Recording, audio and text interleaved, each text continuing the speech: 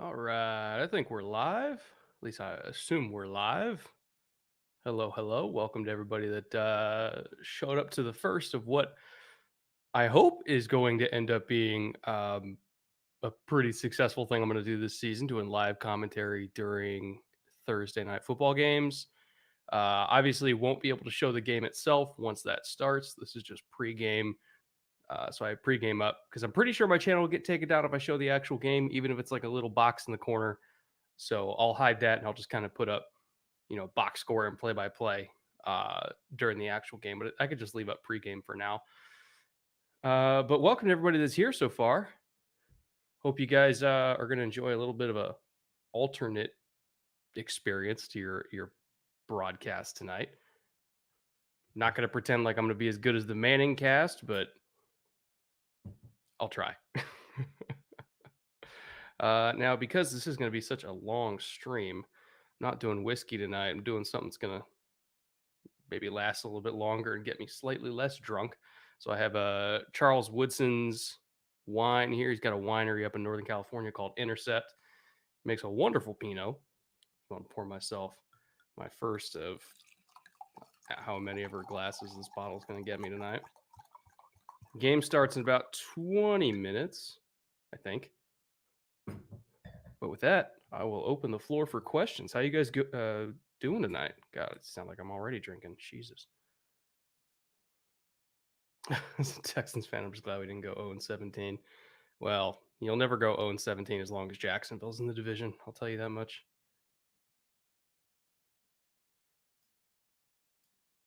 What am I drinking? Just in case you missed it, this is Charles Woodson's. See if I can get a focus on it. Intercept. There we go. It says Pinot. Excellent wine, by the way. Charles Woodson has great taste in wine. Glad the Colts suck too. I don't know if the Colts suck yet. I don't know if I can definitively say the Colts suck. I mean, they were rather unfortunate on the goal line like 5 times so far this season. They should have scored a lot more points than they have. And I still believe in their defense too. Quarterbacks just got to stay healthy. Quarterbacks got to make better decisions. Pittman's been banged up but still playing well. I don't know. The ceiling on the Colts is pretty high. I'm not convinced that they're not a good team yet. Is there any hope for the Falcons? Absolutely. Absolutely. You got Matt Ryan at quarterback, who's nowhere close to done. Arthur Smith is a coach I believe in. Offensive line has to play better. Still got weapons. Defense, yeah, I don't really know what's going on with their defense, but I don't even know if that's fixable. But I don't think the Falcons are maybe as bad as the score indicates. They're not great, but they're not like bottom 5 team either. Let's see. What has happened to Ayuk? He's still come back from hamstring. It's a long season. You got 17 games. Shanny's been winning without him, so they're not going to push him too far. Not to mention that Shanahan loves Sherfield, and he wants to reward Sherfield for having a good camp. So he's not just going to arbitrarily give snaps to an injured guy, or at least guy that's on a pitch count when he likes what Sherfield did. So and even Shanahan himself said that Ayuk was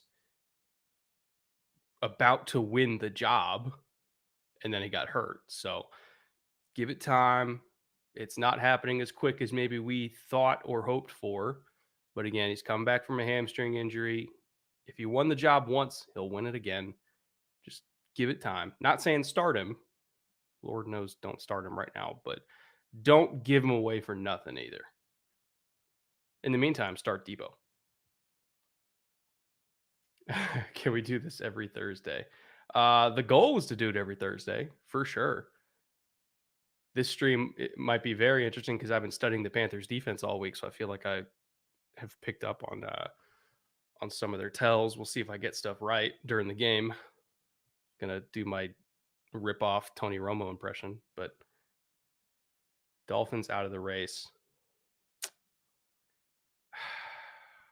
I don't know if they're out of the race, but Tua being hurt is. Like you look at their next few games, it's Raiders, Colts, Bucks. There's a legitimate chance that they start 1-4, which statistically, yeah, they'd probably be out of the race at that point. Like they got to steal one from the Raiders or the Colts, or they might be a little bit fucked. But it's not impossible. It's just very unlikely that if they start 1-4, they're they're not going to the playoffs. $20. Thank you, sir. Or ma'am. Your name's so I'm not gonna guess. Thoughts on Malik Willis to the Giants next year? I I don't know if the Giants are gonna be bad enough to get Malik Willis. That's the problem. Because like Malik Willis could legitimately go top 5, top 10 picks.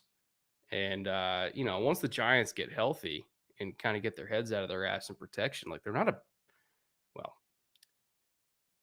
allow me to phrase this. I don't know if they're going to be in the bottom 5 to 10 teams. They might kind of be in that eternal purgatory of like not good enough to make the playoffs, not bad enough to be like super high in the picking order.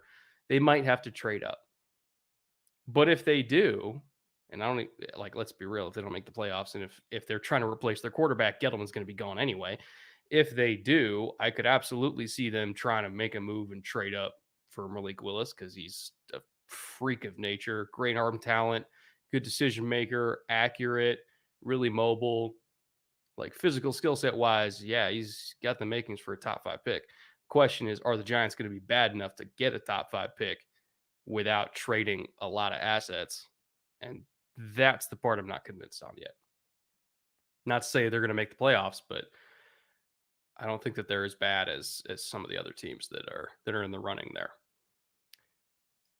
Thank you, Bled. Appreciate the $5 donation. Not sure if you meant to ask a question along with it, but if you did, throw it at me. Be glad to answer. Victor Wang, hello to you too. Hope you enjoy the show tonight. Again, we're about 13 minutes away. Oh, I should probably tweet out that I went live with this, huh? Should probably be good at my job for a second. There we go. All right. Tweet is done. We already had like 400 people in here without a tweet, so we'll see what happens after we tweet it. I did very little promo for this, so that's by design. This is very much a test concept for me. See if this even works. Bet on Zach Taylor's lasting to week 10. Ooh. Oh man. That depends because usually if you're going to fire a coach that early, if you want to get ahead of the game, that means you want to be first in line to interview like some other hot assistant coach.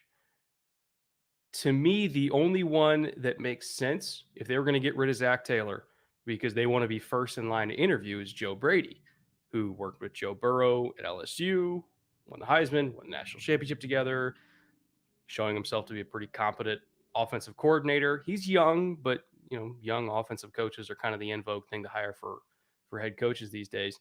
Not to mention you work with Jamar Chase too. So having that kind of connection to the quarterback, I think is a big deal. And again, if the Panthers offense continues to improve, like it probably will starting tonight, would not be surprised if Joe Brady's on the short list for the Cincinnati job.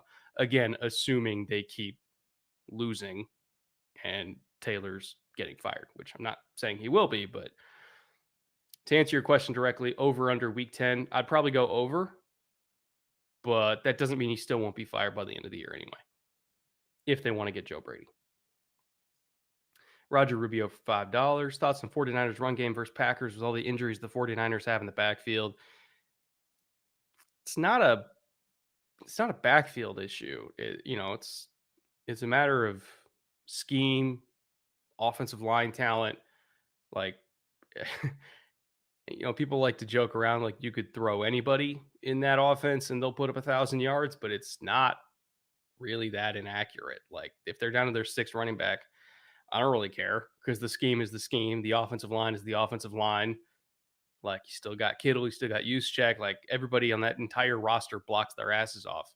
So any NFL level running back, regardless of if they're the 1st or the 6th string, there's going to be holes and they're going to run through them. So I'm not really worried about the Niners run game. I'm really not. It's worked for decades and it's going to continue to work.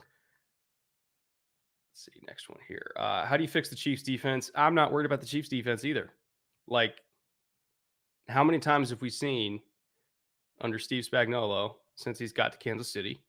Defense starts off really soft in the beginning of the year, and then they course correct. Like, I've done an episode on this in their Super Bowl year. I did an episode on how they started off really shitty at the beginning of the year, and then they kind of figured out who could do what role, who was good at what. Kind of tweaked their personnel groupings a little bit, tweaked alignments a little bit. Next thing you know, they're like a top 8 to 9 defense in the back half of that year. And the same thing happened last year. Started off kind of shaky and then got really good by the end of the year once they started to get healthy and they kind of figured themselves out. It's no different than like a Bill Belichick defense. Like the Patriots defense under Belichick for the last couple of decades has been notorious for being soft in the beginning of the year and then dominant in the end of the year because they just kind of figure out what works and what doesn't. So I'm not worried about it. They'll figure it out. They have the talent. They have the coordinator. They'll be fine. Give it like 2-3 weeks and they'll be fine. Do I play Matt? Oh man, here we go. Do I play Madden? I don't dislike Madden, but it's really hard for a video game to simulate like high level football, like the most minute of details. Coverage rules, protection rules, all that kind of stuff. Like it's really hard for Madden to simulate that. And this is nothing against Madden. Um, it's just the football that I'm used to watching is not really replicable in video game form. So like when I play Madden, I expect certain things to happen that don't happen, and it frustrates me. And I don't like that frustration. So it's like the game, like in a vacuum, Madden is a great video game, but for people like me that are used to, how do I phrase this? People like me that are used to like what I see on the screen when I'm watching all 22. It's not made for me. It's made for 30 million other people or how many ever people buy Madden. And that's fine. Like again, in a vacuum, it's a good game. I'm just not the market for it. If that makes sense. Tell me my Browns aren't dead on defense. Um, I gotta dive into that defense, kind of like I did a deep dive into Carolina defense this week, because I'm actually going out to Cleveland in, was it 3 weeks? Week 6 when Arizona comes to town. I'm going out for that game, so I'll be there in person. So I better look at the defense by then because I'm gonna need to I'm gonna need to be able to speak to it. But I can't give an opinion on it one way or the other at the moment because I just haven't had a chance to chart it. I didn't know about this happening. Yeah, I didn't really promote it. I basically just put like one tweet out like 5 or 6 hours ago because I didn't want it to be too big on the first one because this is still a brand new thing to me. But I think it'll go well. Again, 7 minutes to game time, and then I'll take this screen off and I'll put up the, what do you call it, play by play stuff because I don't want my channel to get deleted. Cowboys D looking very much improved. Yeah, I mean, not having the same coordinator they had last year, who the team visibly did not want to play for, makes a big difference. And there's a lot of Cowboys that will tell you uh, they didn't like Nolan. They didn't believe in him. They didn't want to play for him. They did not try, like visibly did not try in a lot of games. Like you look at the Cleveland game last year, like they gave up. And this year they're playing harder. They believe in Dan Quinn. They fight for Dan Quinn. And you'd be shocked, like absolutely shocked, how much of defensive football just comes down to effort. And their effort's a lot better this year. Like schematically, they're not really doing anything crazy. They're playing faster, they're playing harder, they're playing more disciplined, and it's done wonders for them. Thank you, Hen Dog, for $10. I guess Derrick Henry is still really, really good. Yeah, you think. I was at that game live too. I was just up in Seattle last Sunday for the Titans Seahawks game, and I saw that 60-yarder live, and can't remember who I was with at the time. And I just looked over and I was like, "Yeah, that's gonna happen. That's Derrick Henry being Derrick Henry. Like he gets the edge, one stiff arm, you're toast. Like he's different, man. He's different than almost every other running back I've ever seen. It's like if you put 4.4 speed on Brandon Jacobs, but also had crazy durability. He's a unique specimen. You ever see the whiskey video I sent on Instagram? I am really bad at checking my Instagram DMs. I'm really bad at going on Instagram, period. I might go on like once a day. So I will check after this stream and I'll respond to you. I'm really bad at checking my Twitter DMs too. I have, again, I apologize for anybody in this chat that has DM'd me before and I have not got back to you. I have like literally thousands of DMs in my Twitter right now, and it's very overwhelming and very hard to get to them. And every morning I'll go through like 5 or 6, and I'll try to give as earnest a response as I can. Uh, but I usually get more DMs in a day than I even have time to respond to, and so I slowly working through the pile. Forgive me if it's taking me a while to get to any of you that have sent me stuff in the past. I do not mean any harm. I'm not trying to ignore anybody. I just get a shitload of DMs. I've been told before, like people have told me, like, oh, you should close off your DMs so you don't get any. I don't believe in closing off my DMs necessarily. I try to get to as many as I can. So I apologize for the people that have not gotten responses yet. Let's see here. Do you think Lazard is done in Green Bay with us drafting Amari Rogers and getting Cobb back? I honestly think he isn't going to get a chance anymore, sadly.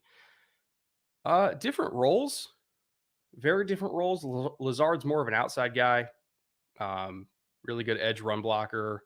Cobb's a slot guy. Rogers is a slot guy. I think Lazard still has a chance in Green Bay to play like a backup X role. That's really good as a blocker. Um, Yeah, I just don't think Rogers and Cobb play the same role. Hello from the EU. God, it's late over there, isn't it? Like 2 or 3 in the morning? Jeez, you guys are committed to watching a Thursday night game, or I guess it'd be a Friday morning game for you guys. Jesus. Live game stream. Yes, this is going during the game. I won't be able to show the game, but if you're just watching the game and then listening to me talk during it, that's how I imagine a lot of you are going to be enjoying tonight's broadcast. If you're not into the TV crew, or if you just want to hear me bullshit and drink wine for 3 hours, that's fine too. Have I seen Davis Mills' neck? Yeah, the dude's a fucking giraffe. Like, I want to see him and Caleb on Chase on in the same room and just see who has the longer neck. It's crazy. How was the trip? And congrats on the big parlay. Trip was great. I mean, I had 2 trips technically. Um, Week before the season, I was going all through Arizona and Utah on like a photography trip. Again, if you guys follow me on Instagram, you'll see some of the pictures I took there. So I was kind of doing a little preseason photography trip, a little getaway, take the mind off sports for a little bit, and that was awesome. Went to Zion, Grand Canyon, Lower Antelope Canyon, Navajo Nation. It was awesome. It was great. And then I went straight from there to Vegas. I was there for a week doing a project with Caesars, which should be out relatively soon. And I was there for week 1, went to the Raiders game against Baltimore on Monday Night Football, which was pure insanity. Came back for like a day and a half, recorded a podcast, and then flew off to Seattle and was there for like 4 or 5 days. And then went to the Titans Seahawks game. And then I just got back Monday, and today's Thursday. So I've just been working on this Panthers film room ever since I got back. That should be up hopefully Sunday morning. I'm anticipating Sunday morning for Panthers film room, maybe Monday at the latest. And then I have to get another one out by Thursday, I think, too. So got a lot more to come. Travel put me behind schedule a little bit, but it was also just a really cool opportunity to do some of the stuff that I did. So I'm really excited about what's going to come out of that. All right, let me see if I can catch up on some of these here. Wow, you guys have asked a lot of questions. Holy shit. Okay. Madden 22 is garbage. It was better years ago. Got worse. I have not got Madden 22, full disclosure, so I can't speak to that. I've heard some people really like the changes to franchise. Let me turn that off. I've heard some people really like the changes to franchise, and I've heard some people don't like them. But again, I haven't tried it to myself yet. Let me throw up where is it? Stop screen share, share screen, window.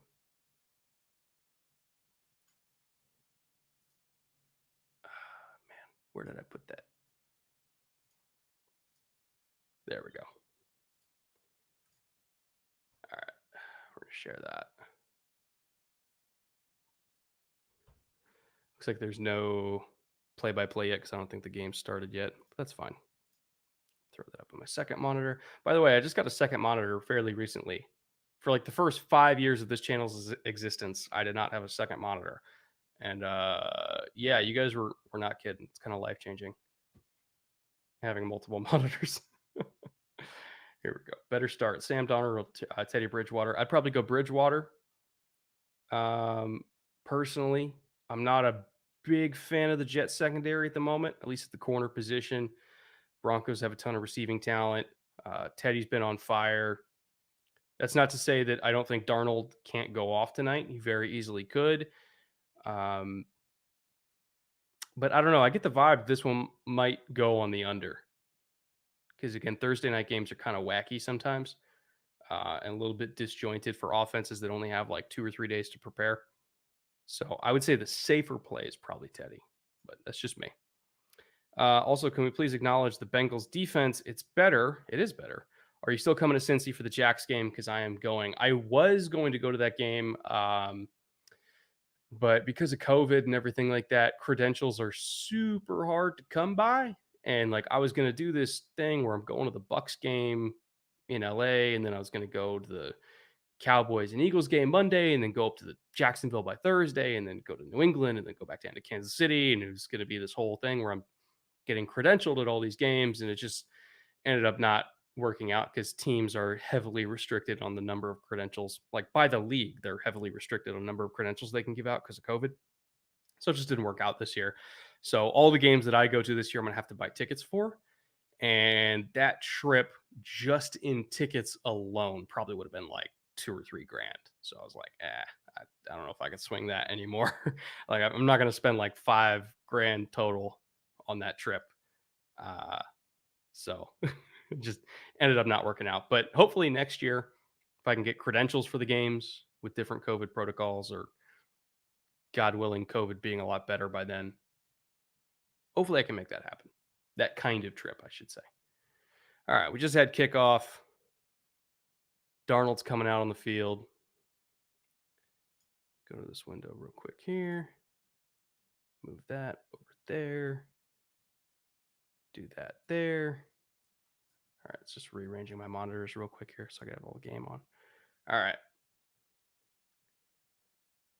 First play for the Panthers. What are they in? 12? 12 personnel, 1 high for Houston.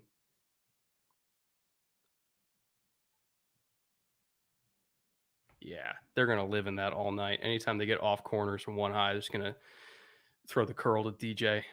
It's like an automatic side adjust. If you get a corner that's like 7 yards off, he's just going to hitch that up. But as soon as they press him, like, would not be surprised. Well, depending on where the safety is, would not be surprised if they just try to take a shot to DJ. Let's see. Yeah, corners are off again. 2 high structure. Probably quarters here.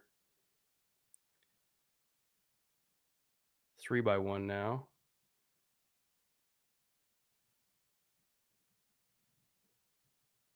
Ooh. Dangerous ball from Darnold there. Yeah, that's the thing with Darnold. Anytime he gets too high structure, he really cannot lay off that seam ball. He loves it. See how close that was to being complete. Oh, man. Jeez. Dan Arnold's lucky he didn't get absolutely fucking demolished on that one. Matthew Stafford MVP. I mean, I I won't discount the possibility. He's been playing really well with Sean McVay's offense so far. All right, here we go. 3rd and 3. They're in the gun, 2 by 2. CMC still has not got a touch yet. Ooh, can you throw a flag on that? They're saying no. Let me see the replay of the coverage. See if he got there early.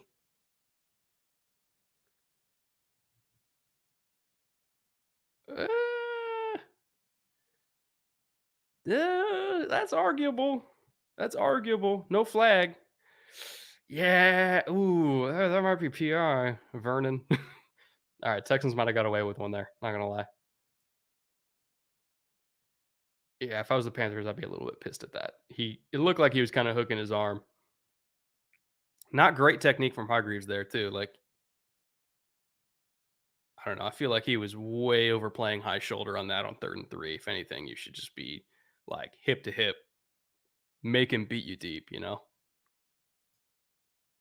you think Ayuk will eventually be worth his ADP or will be in the Shanahan doghouse all season? Trust me, he's not in the doghouse. It's purely an injury situation. Sermon, I don't believe, is in the doghouse either. Him being benched week 1, I think, was purely for the fact that Mitchell and Hasty play special teams and Sermon doesn't. And then, of course, on his first carry in week 2, he got a concussion. So I don't think either one of these situations is a doghouse thing like Dante Pettis was. RIP Dante Pettis. All right. One high structure. Wow. The end around, first play. All right. Got 5 or 6 out of it. There's not really any other way for them to consistently get the edge because the Panthers play a lot of 5-man surfaces and box the front. So there's really no other way for them to get outside of those edge defenders unless they're doing like a crack toss or like an end around like that. So they're trying to break it, trying to test it out. All right, good to see Morgan Fox is playing. He's awesome. Oh my God. Shaq Thompson's having a hell of a year so far, man. He's flying to the ball. Favorite early MVP bet. I kind of like the Stafford one that somebody pointed out earlier. Kyler Murray's had a hell of a year so far. Tom Brady. Oh man, look at Shaq. Oh my God, Shaq. Watch him get front shoulder on this guard in space. Ooh, nasty. All right, 3rd and 6. Oh, this is an interesting package. They didn't have that the first couple weeks. And Burns knocks it down. Oh, let me back that up. What personnel is that? Is this dime? Is this their little dime? I don't see any big boys on the field at all. Yeah, I think they went little dime on 3rd and 6. They've only used that a couple times so far. Interesting. They do not respect the Texans' run game at all if they're going little dime on like the 3rd play of the game. That's interesting. Danielle Hunter for sack leader, comeback player of the year. Well, sack leader is going to be tough to beat Chandler Jones. He's already out to a pretty big ass lead. Comeback player of the year, though, possible if Dak somehow doesn't have a Dak like year. Like Dak's probably the easy bet for it. But let's see. Oh, good tackle and special teams for the Texans there. Who was that? 15? More? Yeah. All right. Panthers pinned to the 12. How'd you get Steve Zahn to overdub all of EJ's lines up? I never thought about it. Pretty dead on. Pretty dead on. Oh, he'll love that. I'll have to tell him about that. That's fucking funny. Stuttgart. Yeah, Stuttgart in the house. What is it? Again, it's got to be like 3 a.m. for you, bud. Let me see. Is that easier to do or is this easier? No. Let's do. No. Okay. This one's probably best. Yeah. All right. I'm assuming you guys can see that just fine. 2 a.m. for me. First time catching you live. Oh, God. You guys are dedicated. What are we drinking? Well, I haven't taken my first sip yet. As mentioned, this is Charles Woodson's Pinot from Intercept Winery. I think it's in Napa. Mm, very solid Pinot. Again, I'm not opposed to wine. I'm not. Oh man, that is really nice. Um, I'm more of a whiskey guy, but if I'm watching a whole football game, I don't want to get absolutely loaded by the second quarter. So wine it is tonight. Said defense was about effort. So what's the Lions' problem, and can we change Quinn and Patricia with war crimes for what they do to my Lions? Yeah, Patricia in particular, players did not like Patricia. They hated Patricia. Did not like playing for him. As far as what's going on with the offense so far this year, I mean, you're playing against a Niners offense that's absolutely loaded, coordinated by an amazing coach in Kyle Shanahan, and then you're playing against Aaron Rodgers and the Packers in another offense that's absolutely loaded. Let's give it like 5 or 6 weeks. I want to see how they do against an average offense. If they do poorly against an average offense, yeah, we'll sound out the signal flare. But again, it's a little early in the season to panic. Little early. Unless you're a team like Miami where you lost your starting quarterback and you're going up against a gauntlet the next 3 weeks, then you can panic. Did he get the rights for the game? No. That's why I'm not showing it. Just showing the box score and commenting. All right. 1st and 10 here for Carolina from the 12. I formation. What do they see? All right. Finally, CMC gets a touch. Oh, great cut. Good to see CMC back. Looks like he never lost a step at all. Oh, here we go. I got the Virginia Distillery Port Finish whiskey for getting a new job. Thank you for the recommendation. Isn't that shit so good? So good. They make excellent stuff out there. Also, fun fact, Virginia has more distilleries in it than Kentucky. It's technically the micro distillery capital of the country. All right, Matt for $5. Better start on Sunday, Julio or Robert Woods? Okay. CMC just moved the chains again, I think. Oh, no, they stopped short. Did they stop him short? Might have stopped him short. Let me check. Who are the Titans going against again? I think it's the Colts, right? Let me double check here because I don't want to misspeak.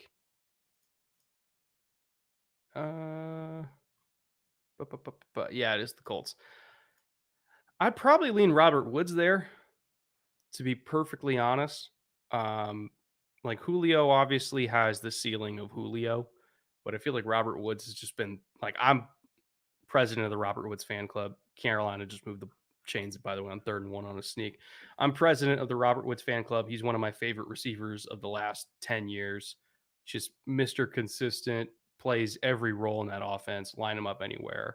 I feel like I don't want to say matchup proof, but I feel like he's like the ultimate high floor play from week to week. Whereas Julio, as high as the peaks can be, sometimes the valleys are just as low production wise. So I would say if you're going for like a high ceiling play, go for Julio. If you're going for a high floor play, go for Robert Woods. All right. Panthers sticking an I formation here. Screen to CMC. Well done by 48, getting off the block.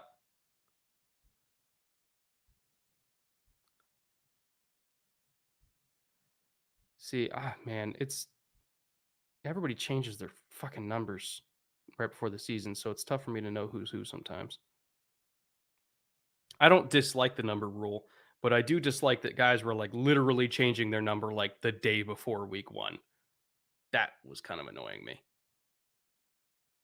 All right, here we go. Gun 2x2, second 9. Texans in a 2 high structure. This has quarters written all over it. I think he's gonna want Dan Arnold here again. Yeah, seam ball. Nope, he's running and incomplete. All right, I got to see the replay on that one because the broadcast angle's so tight. But I could have sworn Dan Arnold was. Here Here we go. Oh, this is perfect angle. All right, too high. Yeah, seam ball was right there. Oh, that would have been 6. Oh, no. You threw it last time, Sam. What the hell? That time it was actually open. Shit. Come on now. Matthew Wright, thank you for the $20. Oh, they're going empty here. Oh, man, this is Christian. This is, oh, no, check release. Oh, what a ball from Sam. Got DJ Moore on the run. That was awesome. I was pissed when the 49ers traded back in the second and didn't pick Asante Samuel Jr. Oh, I love Asante Samuel Jr. And he's played well for the Chargers so far, too. Won the starting job in camp, played well the first 2 weeks.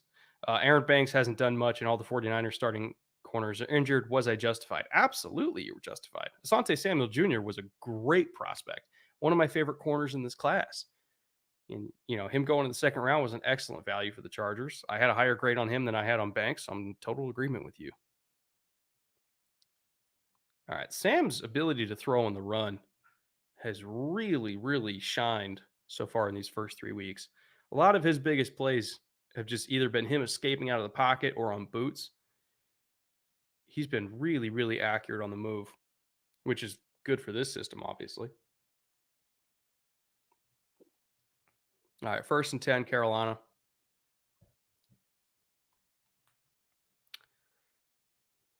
Thoughts on Sirianni and the Eagles offense? Fly, Eagles, fly. Dude, the sequence of events in that game last week, they hit like a 91-yarder and then had 7 plays inside the 11-yard line and couldn't score. They hit a touchdown to Rager that called back and then just couldn't finish the drive after that. Had a field goal blocked. Like they should have been up like 17-0 on the Niners and ended up losing 17-11. Like that game was so winnable for the Eagles. It just boiled my blood. Could not believe how much they fumbled the bag last week. Who were the top 5 in the 22 quarterback class? Malik Willis was one of them. I haven't studied the rest of them really enough to make a determination. But I love Malik Willis. I watched him extensively last year. Really hoped he came out. Ended up not coming out. Every college all-star game is heavily recruiting him because he's going to be a top 5 to 10 pick for sure. Here we go. Darnold 2nd and 7. All right, DJ Moore is just eating tonight so far. I had Terrace Marshall on my slip on Underdog Fantasy. I had Terrace Marshall on the over for like 38 yards because I thought that he was going to be getting all these routes from the slot because he's their main slot receiver. Next thing you know, they got DJ Moore in the slot. They got Dan Arnold in the slot. Give me some targets for my guy Terrace, man. I put $100 on this. Thought it was easy money, but no. All right.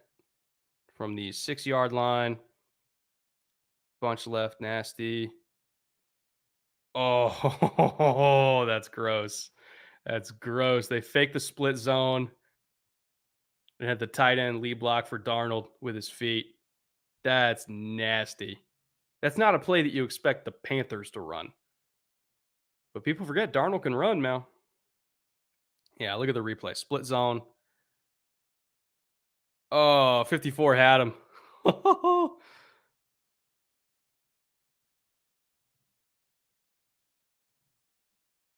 That's straight out of Baltimore's playbook. Sneaky. Very sneaky. Here we go here.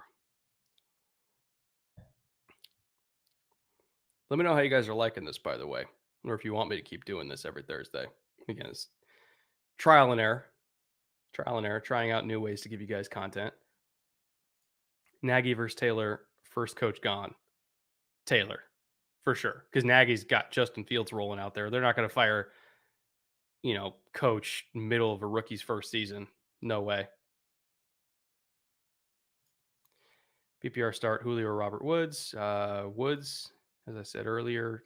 I mean, I understand Julio's got a higher ceiling, but I tend to play higher floor guys. I wish you would have done commentary last week's Thursday Night Football. I know that because I was at that game. I would have, but I was on a flight to Seattle at the time. So I'm hoping it'll be this Thursday and then every Thursday afterward of me doing these. I'm having fun so far, at least. I don't know about you guys.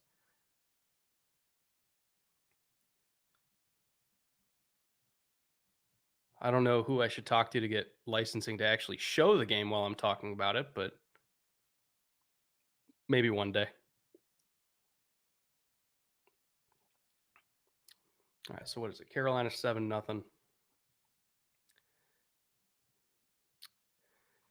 Oh man, the one thing about StreamYards is it like refreshes chat and then gets rid of some of the super chats I got earlier.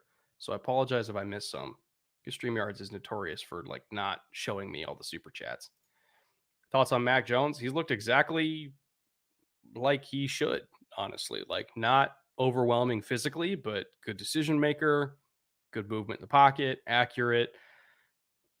He's been as advertised. Will he ever be as dynamic as say Trey Lance or Justin Fields? No, but I get the sense that New England is not necessarily. I mean, obviously they want somebody dynamic, but they're not relying on dynamism. More so, they're relying on decision making, protecting the ball, accuracy, keep the offense moving. That's been their wheelhouse for 2 decades now, and Mac Jones fits that bill. I'm not saying he's going to be as good as Brady because nobody ever will be, but stylistically, he fits exactly what they want. Thank you, Nicholas, for the $5. Really appreciate that. Mute the broadcast, sync play with Brett. I don't know how far behind I am of you guys watching it because I'm on a VPN streaming this game on the European version of Game Pass and then commenting on it. And then you guys also have a delay from me talking. So I might be like a minute behind whatever you guys are watching right now. So I don't know. I don't know how it'll work, but we're figuring it out. God enter. God Emperor quarterback, United States. Totally forgot about the Darnold.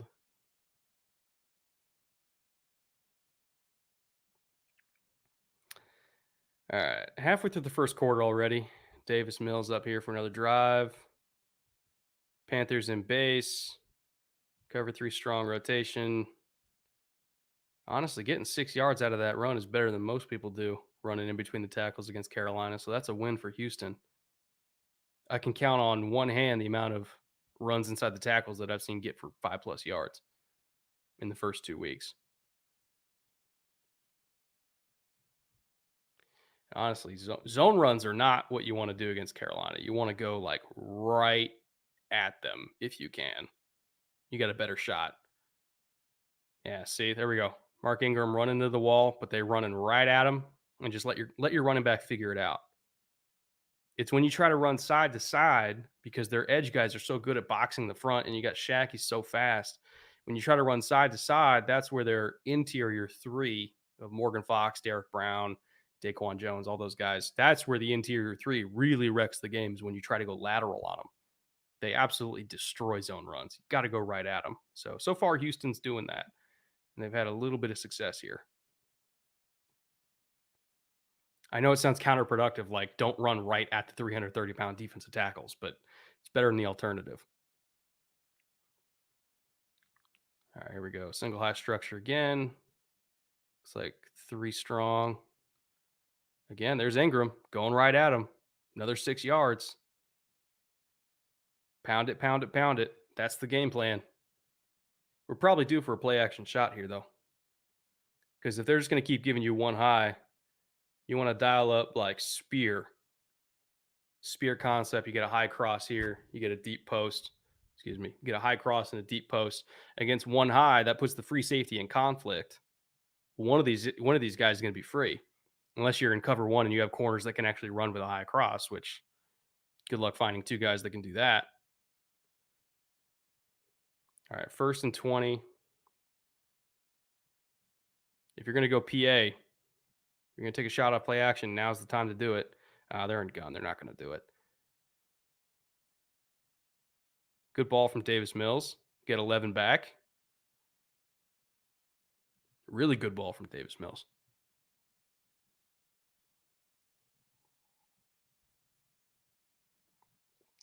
Oh shit. Josh from the Time Warner days, throwback. People don't know I used to work at Time Warner Sports Network way back in the day, doing Lakers, Dodgers, LA Galaxy highlights. Back when the Lakers were still terrible. I used to work at Time Warner at the same time as I worked at NFL Network. I had two jobs back then. All right, that's set up third and Schmedium. How you been, buddy? Long time no talk. That's crazy, man. Blast from the past.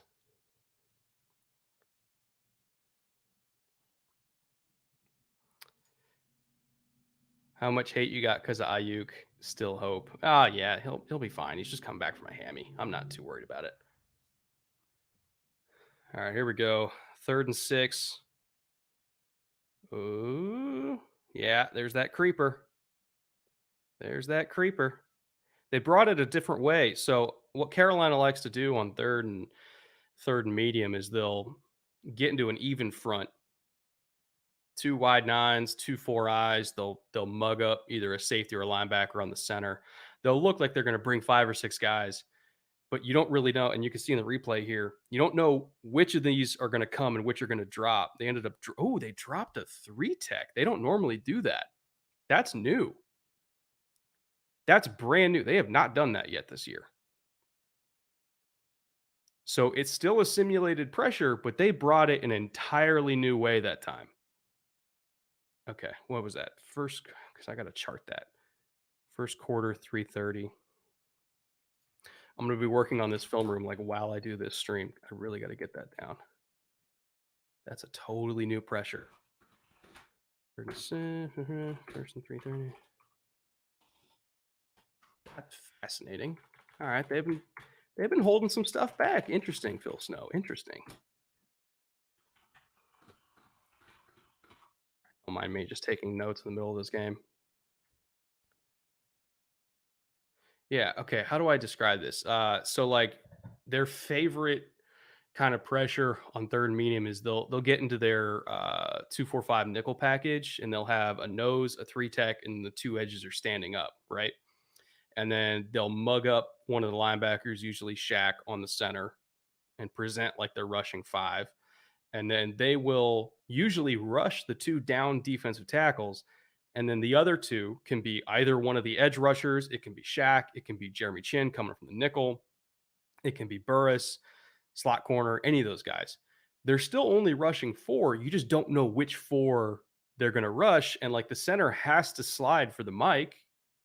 Like you just have to, unless you have like a running back up in a sniffer position, but then you're just kind of wasting the running back and he's not running a route, which is so still a win for the defense. Um, and so like that's been their preferred pressure. Is either they're going to either drop Reddick, bring Burns, and then bring Shaq, or still bring Shaq and then drop both edges and bring a nickel. It's a whole series of pressures they have where they might get a guy free. Like they've got Brian Burns free 2 weeks in a row now on these because protection got fucked up. But they're not sacrificing any assets in coverage. That's what makes this defense so interesting on third down. So interesting. It's been very fun for me to study.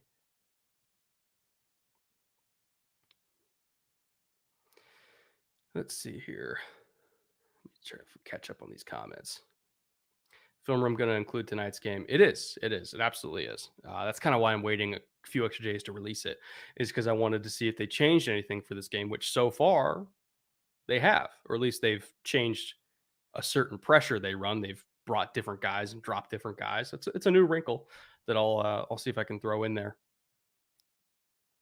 And the game plan from week 1 to week 2 for Carolina was slightly different anyway. They ran a lot of bear front in week 2. Didn't run a whole lot of bear in week 1. Surprisingly, have not run as much tight front. Almost no 505. Like 0 broken stack, which is what they did when Rule and Phil Snow were together in Baylor. So it's definitely a lot different than what I was expecting so far this year. But it's been fun.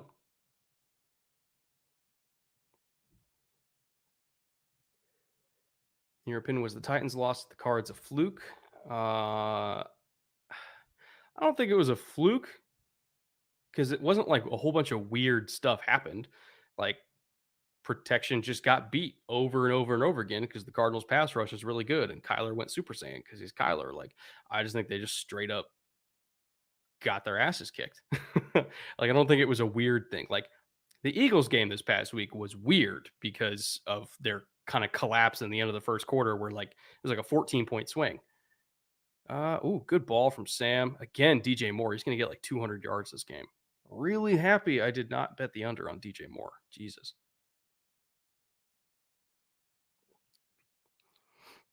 But Carolina's featuring the wrong guy.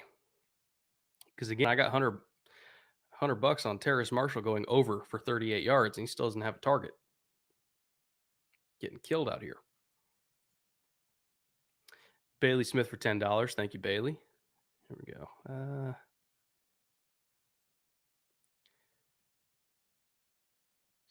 12 personnel. Yeah. Oh, yeah. Okay, that run was doomed from the start. They can try to run zone stretch against a six-man surface, but probably won't work out too well for them. What are your thoughts on Kenneth Walker's outstanding start for MSU? Will he drop off? Love from a Spartan fan with big hopes. Personally, I have not watched any Michigan State games yet. I don't have the all 22 for them yet, but I think I'm getting that this week. But shoot me a DM on Twitter when I can watch the Michigan State games. I'm going to save that DM. I'll bookmark it this time. I'll save that DM and I'll get back to you on that question. But I feel like I can't answer it because I haven't watched it quite yet. There we go. Darnold hitting Robbie Anderson. Gain of 3. Looks like there's a flag down though on 2nd and 13.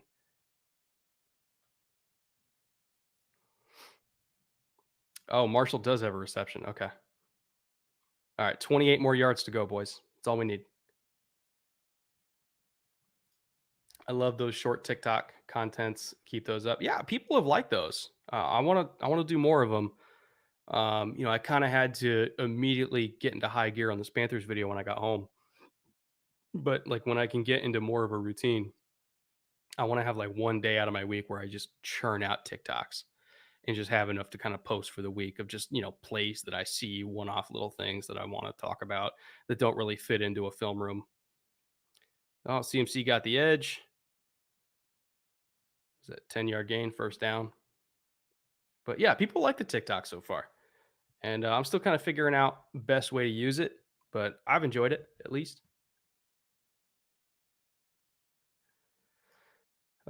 Good luck tonight with these Texans. Is Bryce Young a future consensus number 1 when he comes out?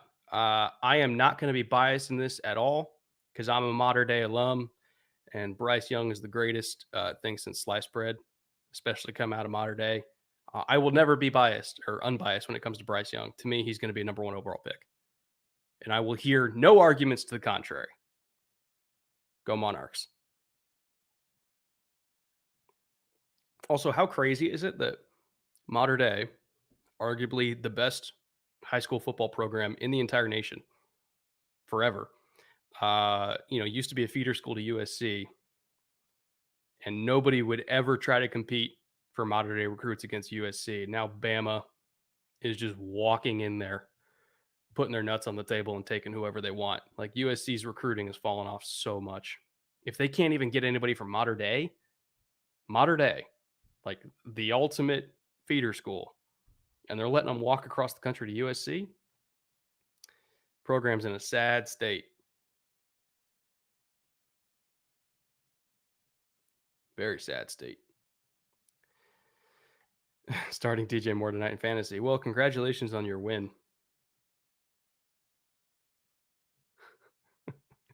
What has he got? Like 70 yards so far? It's crazy. Actually, no, I have it up on the screen here. 76. How about that? I was right for once. UGA versus Bama. Who wins? Ooh. See, that's modern day versus modern day.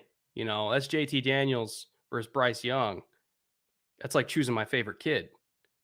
I watched both these guys on Friday nights live and in person when they were but, little ones. Ah, man, I can't choose. I can't choose. But if I had to choose, Georgia's defense is better. Bama's skill position talent and supporting cast around the quarterback is better. Probably Bama, but like by the slimmest of margins. Like Bama offensive line versus Georgia defensive line is all I want. That's all I want for Christmas. Nick Saban has been linked to USC. He's not leaving Bama. No way. He's never leaving Bama. Like people say like USC is a better job than Bama. No, it isn't. Not now. Maybe like in 2007. Not now. The starting quarterback for Alabama makes $1 million a year now. That's just for the student athlete. Bryce Young's making $1 million. So it's like, what? It's Bama's Bama. He's not going to leave for anybody. Now, Urban might. Depends on how this year goes. Urban's a maybe. He says no, but that's a maybe. We'll see. All right, 2nd and 6 for the Panthers here. Let's see, Houston and too high. Yeah, run the ball. Oh, no, play action. Okay.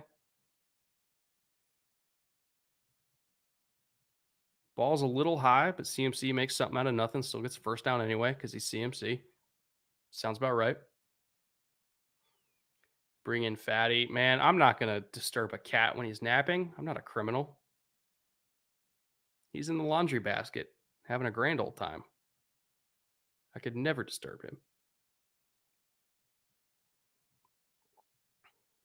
When did USC last win the Pac 12? Oh, that's a good question. When did USC last win the Pac 12? I'll have to look that up. It had to have been a while, right? Oh, Christian, churn those legs. Churn those legs. God, he's such a monster. Let me look it up. When did USC last win it? Oh, because the Huskies got a couple, Oregon got a couple. Yeah. So 2017. I forgot they won it that year. Was that that was Darnold's last year there, I think, right? Because they went to the Rose Bowl against Penn State in 2017, if I recall correctly. I missed Donos. You're right. Let me go back and see if I can find him. StreamYards is being shit with me right now. Scroll. Okay, got that one. Got that one. Come on, StreamYards, don't fail me now. Tremaine Perriman. Oh, got that one. Here we go. What are your thoughts on Cowboys and specifically Micah? Micah's usage has been fascinating to me as the Panthers in 1st and 10 here, 12 personnel. They're really okay. No, they're booting off the wide zone now. And Sam missed DJ. Oh, you had that one too. The usage for Mike has been very interesting because he hasn't played like a quote unquote real linebacker spot. They've used him as an edge a lot. And I think that's kind of their way of just kind of easing him in because he doesn't know yet how to play Mike linebacker. He doesn't know how to play Will linebacker yet, but he can play Sam because Sam is on the line of scrimmage. You're setting an edge, you're rushing the passer. You might be a hook dropper every now and then. You might be a curl flat dropper every now and then, but it's not a whole lot of processing, or at least not as much God, DJ Moore again. Jesus. He's just murdering these dudes.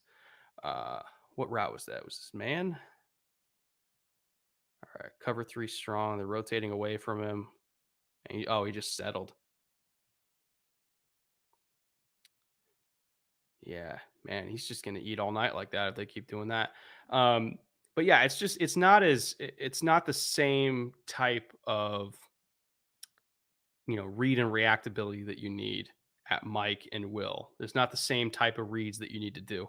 So again, he's not being played as a quote unquote inside linebacker, or traditionally what we think of as inside linebacker, because that's just not his strength yet. He's still learning it. I'm not saying he can't learn it, but they're using him how they should, which is on the line of scrimmage where he's comfortable in a not a limited role, but a narrow role where he's doing what he's good at. He's making plays. I think they're bringing him along just fine. But I think people expecting him to come in and play the same role as, say, like a Jamin Davis or a Zaven Collins, they're kidding themselves because he's not the same kind of prospect as them. He did different things in college and he did different things in high school. So Cowboys are doing it right. They're doing it right. Again, his development will be slower than some other guys, but in the end, with his athleticism and everything like that, he has a chance to be a very, very good player. Trevor for $5. Here we go. 2x2. Oh, high ball from Sam. Running back drops it. They'll set up 3rd and 8 in the red zone. What are your thoughts on how Raheem Morris is done taking over Brandon Staley's #1 ranked defense in LA? I haven't studied the differences in terms of play calling. With Brandon Staley, it's a lot of like presenting too high before the snap and then rolling to, either cover 3 strong or cover 3 weak. Sometimes they'll play quarters, but not as much as you think. Um, they would play a lot of tight. They play a lot of 5-1. I haven't watched the Rams closely enough to know if they're doing all that again. Like if they're just like kind of copy pasting the defense they had last year. But it's something that I eagerly look forward to watching because I'm going to be watching the Bucks Rams game this weekend and just kind of seeing how their defense operates under Raheem. What are the similarities? What are the differences? So that's something I'll have to get back to you on. But I have not been able to, after 2 weeks, I've not been able to fully watch every defense yet to kind of give you the rundown. The Panthers are one of the few, especially because I was traveling the first couple weeks. The Panthers are one of the few defenses that I've been able to like watch and chart and get tendencies and all that kind of stuff.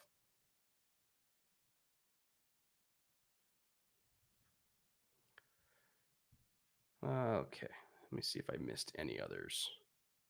Again, if there were any others further up in the chat, StreamYards might have deleted them, so just let me know if I missed your super chat. Again, I'm not asking you to like redonate or anything. Just let me know if I missed it because again, StreamYards is very unreliable.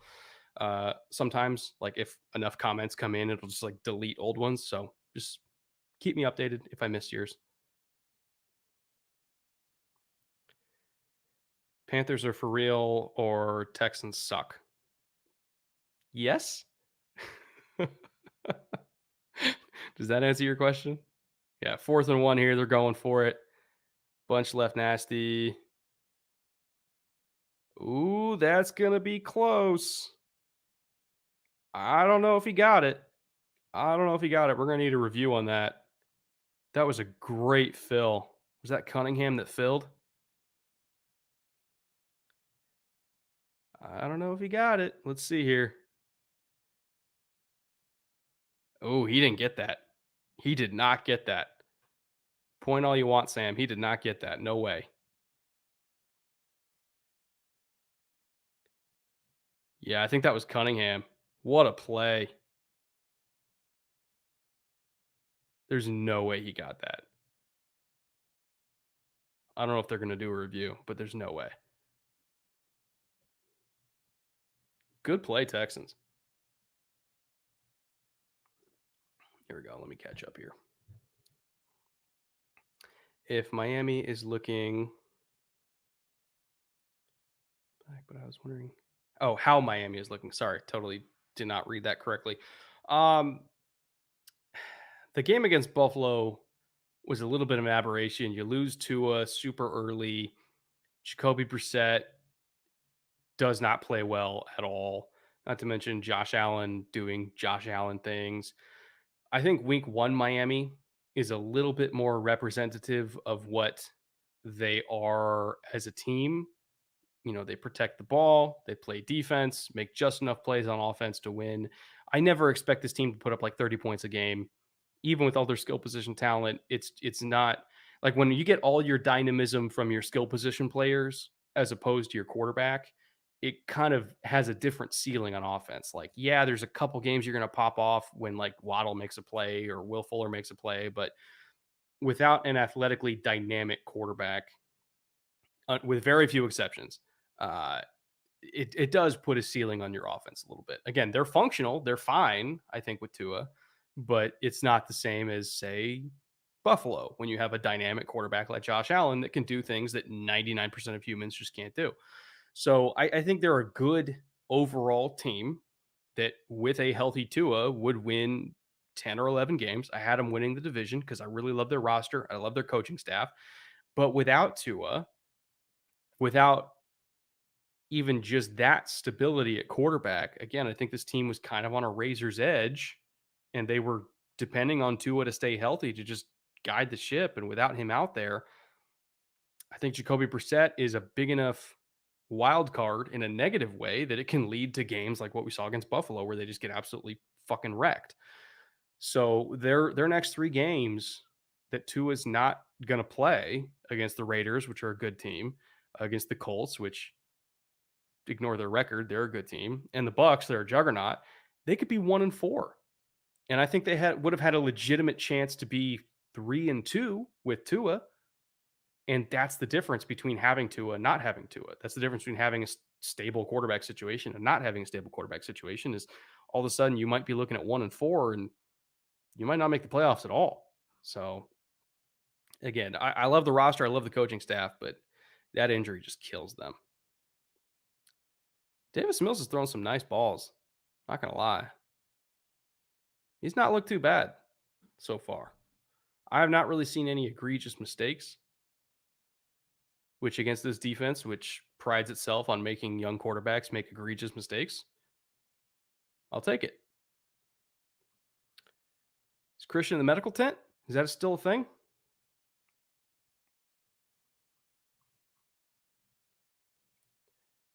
All right, what happened here? They're showing a replay.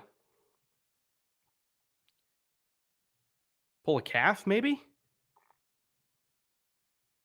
It's hard to get a good look at that. I'm not sure what that was. All right, Panthers are in nickel here. Oh, man. Look at Mark Ingram just move the pile. What a warrior. I love that dude. All right. Let's see if we can get a read on what's going on. Oh, looks like Davis Mills hit his hand on Shaq Thompson's helmet.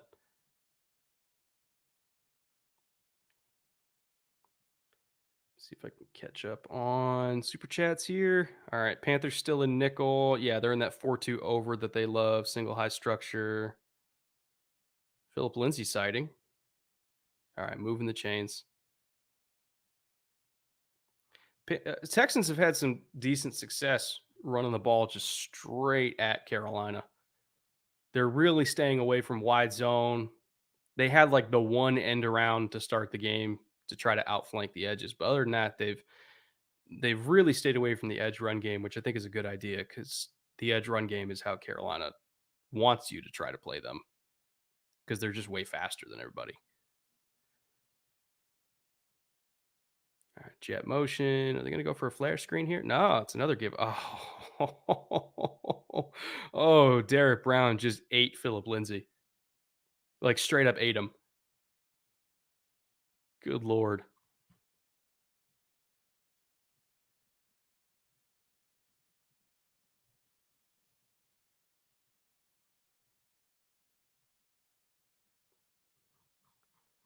Man, chat is flying right now. Okay. How good do you think Joe Burrow and the Bengals can be this year and moving forward? It depends. Again, I need to see improvement in the offensive line. I really do. Not that they've been as bad as last year, but if they're going to try to do that much 5-0 protection, they need to have 4 dudes that can actually handle 5-0 protection and not get Burrow killed. Like, again, Burrow's a good quarterback, skill position talent's there, but if you want to call it empty protection, you want to call it 5-0, you want to call it scat, whatever you want to call it. If you got 5 against 5, all 5 of those guys need to win. You're only as good if you're not running 6-man protections. You're only as good as your worst offensive linemen. Doesn't matter if you draft, Penei Sewell to play left tackle, if your center and your left guard are getting demolished. Like, you need all five to at least be competent.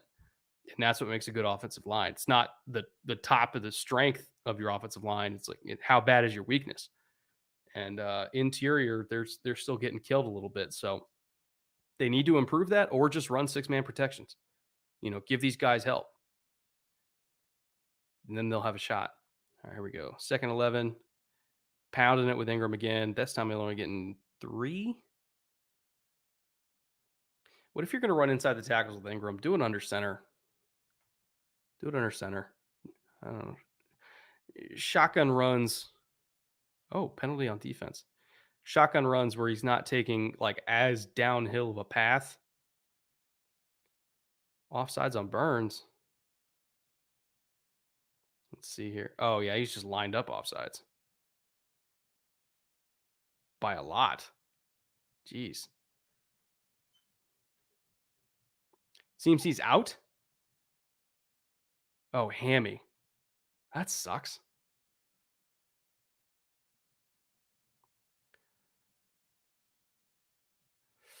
Ooh.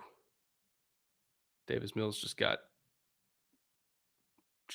gut punch from Shaq Thompson there. Oh, that sucks for CMC. Rough in the passer. No. Okay, let's see this. All right, they're bringing fire zone. Was that low? Show me a different angle. Let me see his legs. I don't know if that was too low.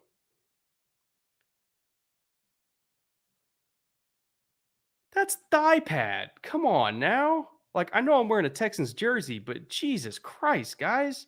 He hit him in the thigh. Like, that's a shitty call. Come on now.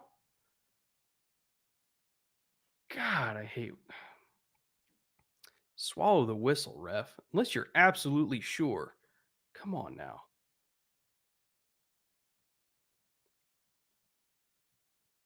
That's a terrible call.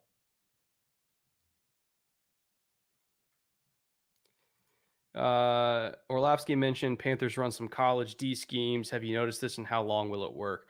I mean, if by college you mean like they'll run tight front every now and then, yeah. But I mean, the Rams ran tight a lot last year, and they were the best defense in the league. It's just there's certain things you want to run it against, certain personnel groupings, certain looks that you want to run tight against. But like even then, it's not that different. Like tight front. Well, how do I explain this?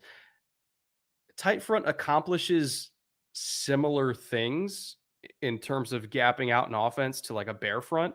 You're just slightly wider on the ends, which gives you different advantages and disadvantages and everything like that. But like, it's not a new concept. It's been around for decades, honestly.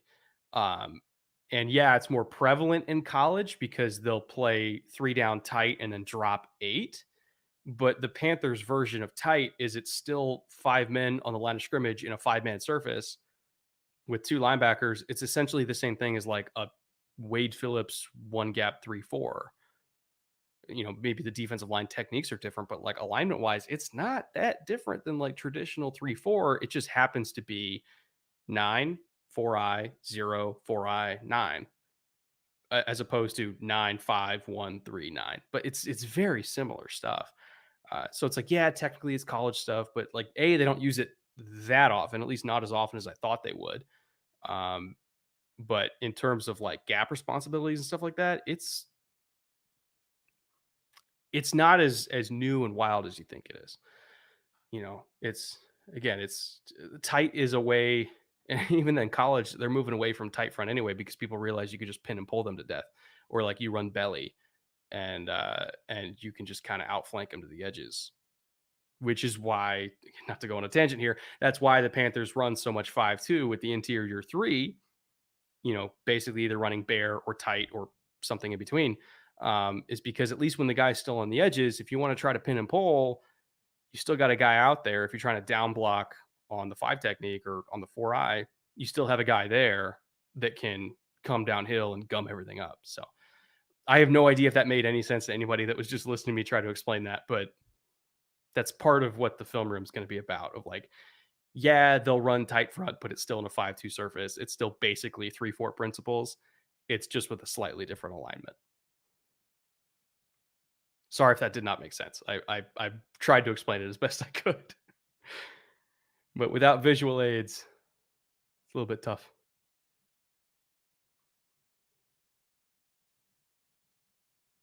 All right, let me catch up on chat here while I take my water break with my Pinot.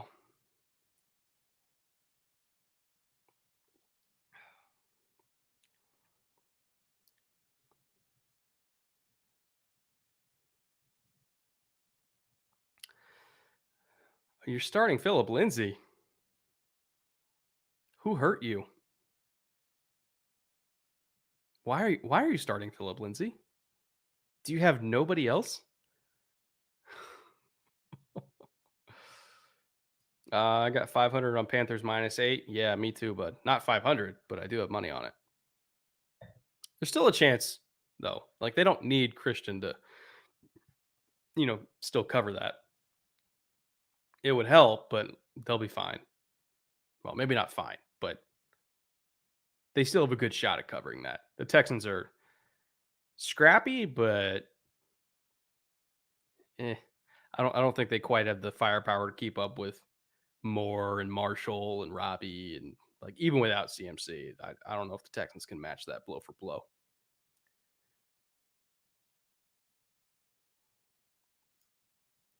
Still trying to find a tweet on Hammy. Who tweeted that out? Pelissero or Ian? I believe you guys. I just haven't seen it on Twitter. Shout out to Brazil. You guys have no idea how many Brazilians love American football. Like in terms of countries that love football, it's America as one. Um, Canada and UK, it depends on the region, but I would say they're like 2 and 3. Germany, way the fuck up there. They're top 5 for sure. But after Germany, I would say Brazil. Like Brazilians, every single year, I get more and more Brazilians that watch the channel. Like the sport is growing super fast down there. They love it down there. Mexico is another one. Like Mexico, it's growing very, very fast. Like Brazil and Mexico are probably 5 and 6, at least in terms of my analytics. But like, oh, sack fumble. Uh oh. Uh oh. Texans have life. Oh, Panthers got it back. Barely. Who was that? Oh, Grenard, Jonathan Grenard. I was not a huge Grenard fan coming out in the draft, but I will. Oh man, he just worked Tremble on that one. But I will say, when he put on weight, it really helped him. It really, really helped him. He put on like 10 pounds. He became a much better player, kind of reshaping his body. All right.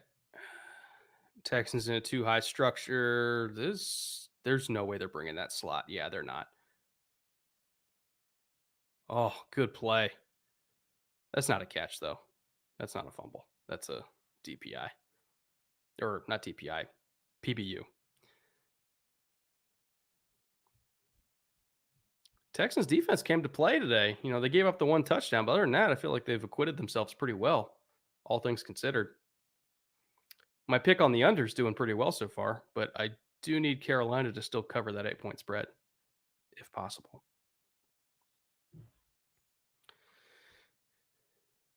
All right. Still too high. This looks like quarters to me. They're probably going to drop out of this. Yeah, they're dropping out. That's quarters all day.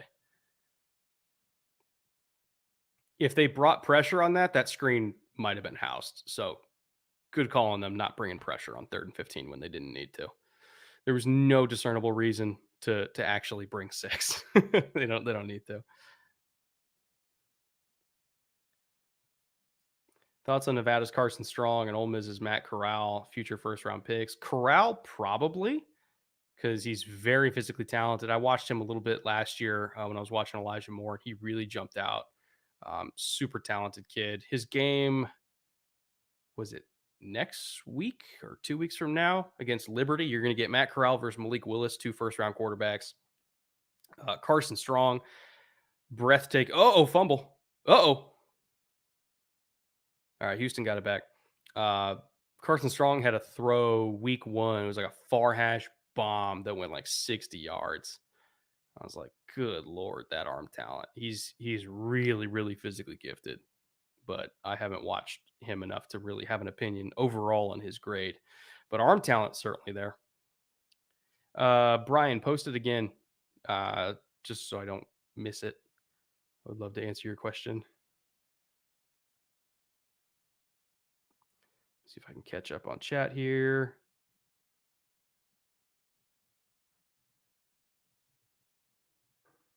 This game is terribly officiated so far. Oh, they're showing the hammy again. Was it right hammy? Might have been right hammy. Kind of seems like it.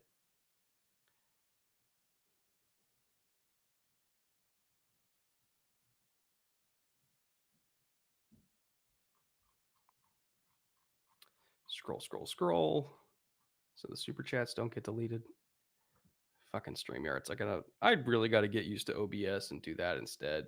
Because maybe OBS won't delete all these super chats. Lyndon for $10. Great job with the film breakdowns. Thank you very much. Cocktail recipes and displays, a classy touch. I'm happy somebody likes the cocktail recipes.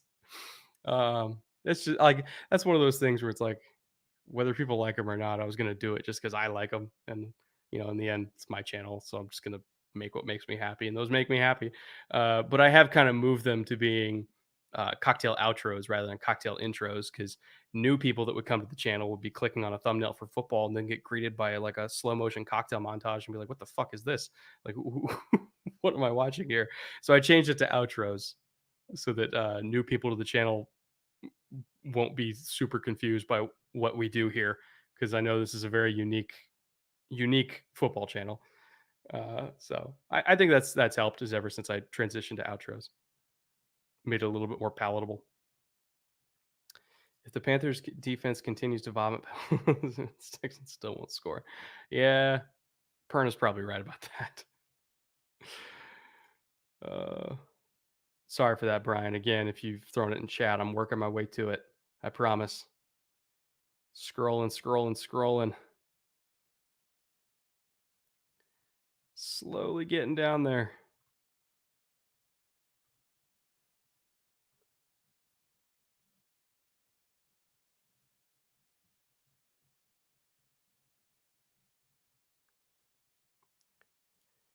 How do you feel about the Raiders so far? The fact that they lead the league in pressures while blitzing 5% of the time, which is the lowest rate in the league, is mesmerizing to me. Max Crosby's been a beast. Yannick, before he had his hammy issue, was playing super well. Secondary is communicating so much better than it did last year. The defense overall is just playing very, very solid. And Derek Carr's been having a shaky first half against the Ravens, but after that, I feel like he settled in. He's played well since then too. Obviously Waller's on another planet. Offensive line's playing better than expected. So overall, Raiders very, very solid right now. Very, very solid. They need to stay healthy. Injuries have already kind of worn them down a little bit. Let's see here. Trying to get to Brian's super chat. Scrolling.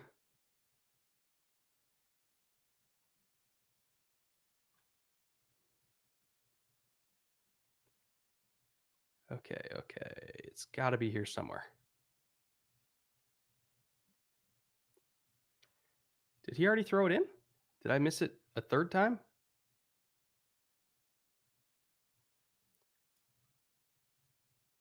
I swear I'm looking for it, Brian. If anybody else finds it, throw it in for me if you can. There we go. Brian's Burns, third week in a row, coming free off the edge. Let me look at what that pressure was. All right, so 2nd and 10. Yeah, they're in that even nickel, single high, guaranteed. It's that creeper. It's that same fucking creeper. Same one. They got Jameis on that last week. Because when you look, the center has to slide for Mike. Left tackle by rule has to take inside out. When you bring Shaq, he has to take Shaq. Burns comes free off the edge. Every week they do this. Every week. Like, eventually people are going to figure out, hey, when you get that even front in nickel and the center's mugged up, bring up the running back. Use the running back in protection. Like, give yourself options. Or just throw hot all day, every day. Like, do something here. But it's 3 weeks in a row. They've called that pressure and got a sack on it. I I identified that the first day I watched this defense. I was like, that's their bread and butter. How are the Texans not prepared for that? Every week they do that. Baffling. Baffling. Anyway. Russia. I don't get a lot of Russians on the channel. Nice to see them. Thank you, Big Boy Necklace. Really appreciate that. Hope you're doing well in Russia. Oh, bad drop for Robbie Anderson. Ugh. Bad drop. Gotta bring that in.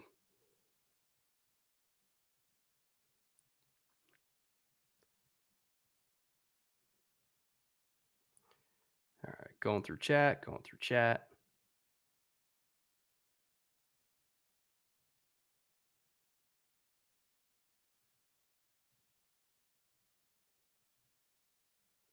Cocktail intros are what hooked me. Well, I appreciate they worked on somebody. Oh, man.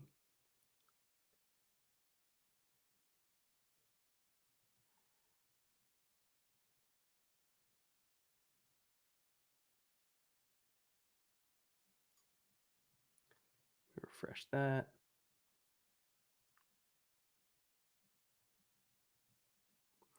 Down to Chubb and Gaskin in my fantasy leagues due to Jacobs going down. Who do you recommend I pick up? I mean, maybe if any of the Ravens running backs are available, but I doubt they are at this point. Chuba, if Chuba's still available. Chuba got drafted a lot as a handcuff for CMC, but it's possible somebody dropped him after the first couple weeks. If you're high in the waiver order, you have a chance to get Chuba. Let me see here. Not that one. Let me go to this one. Let me look at my list here. And because it's kind of slim pickings at this point in the season. Like, maybe down to like the 7th running back for the Niners, whoever that may be. I'd say Chuba is probably like your best bet if you can get him.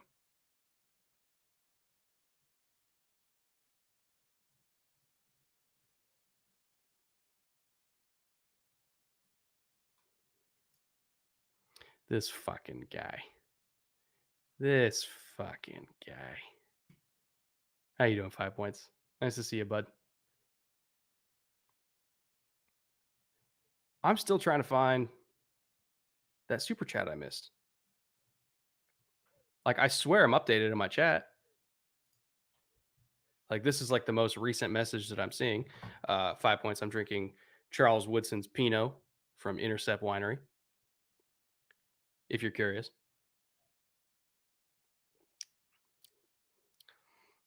Because in film rooms, we drink whiskey, and on live streams, we drink Pinot. Or Cab Sav. Or a good Zin. I'm unbiased. Watch your language. YouTube will be upset. YouTube will be upset about anything. Ugh. Don't even get me started on YouTube. This is why I save my waiver wire priority. Yeah, for situations like this, because eventually somebody's going to go down and you're going to get a backup for nothing.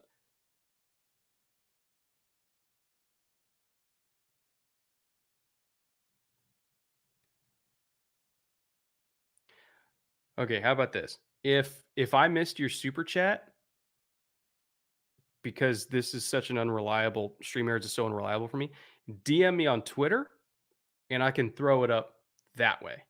How about that? If I missed your super chat, because I can actually go back and look at who gave me the super chats. But in terms of being able to throw it up on screen, I might only be able to do that if you DM me on Twitter. So it's like I can look and see who gave it, but again, it's a really weird interface. I should just switch to OBS full time. Um, but I'll figure that. Oh man, Darnold got crushed there. But yeah, if I miss your super chat, again, DM me on Twitter. I'll prioritize you. I'll throw it up. I'll answer your question because StreamYard sucks.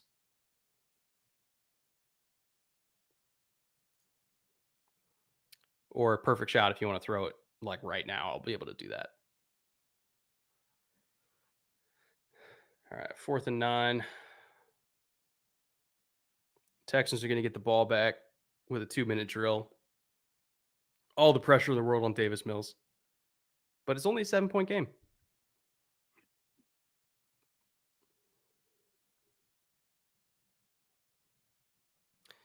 "36 different run plays against Kansas City." I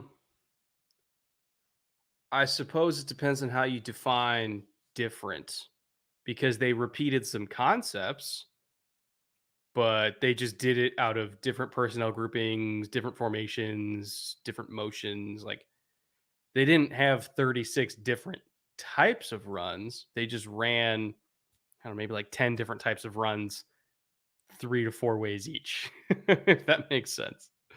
So it's like technically correct, the best kind of correct, but also not fully correct, depending on your definition of different.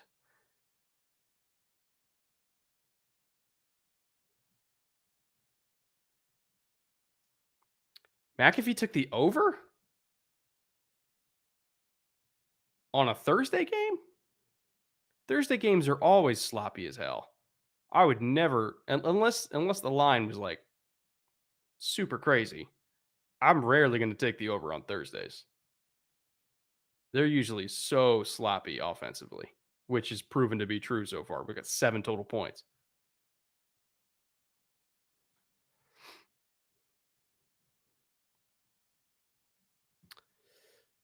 Brandon Henderson, thank you for the $5. Are pressures an overrated stat if you consider that pressures don't convert to sacks and interceptions, and the QB has an above average QBR? I don't think pressures are an overrated stat, because it still can disrupt the timing of a play. It can still lead to throwaways or incompletions.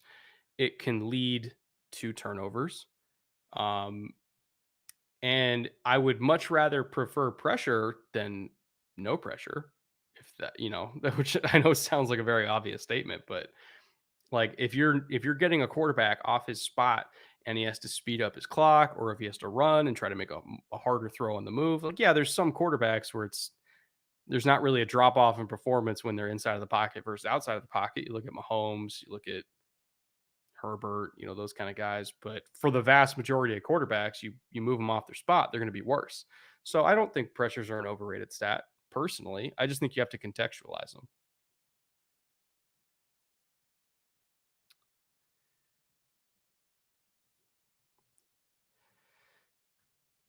McAfee's the worst better ever. I think he works for these bookies. I'd love to know what his win rate is, because mine against the spread, keep in mind that like a professional sports better, if they get like 53.5 to 54.5% win rate, they're gonna be in the green. So far for me against the spread this year, what am I at? NFL. I'm on the BetSperts app, by the way, which if you don't know, you can go on the BetSperts app, and it's totally free app. That's where I submit my picks every week. And if you just follow my profile at Brett Coleman, oh, what a ball to Cooks. If you follow my profile at Brett Coleman, you'll be able to see all the picks I make every single week. Again, it's totally free. You don't have to do anything with it, but you just get to see who I'm betting on and everything like that. Here we go. Spread. So my win rate is 56.3%. So at the moment, at least against the spread, I am betting slightly above like a decent professional hit rate, if that makes sense. Which I just know I probably cursed myself. I'm gonna have a really shitty week 3. But if the Panthers cover this and I hit the under, I'll be 2 for 2 for the night. But what I really need is, where's my underdog slip?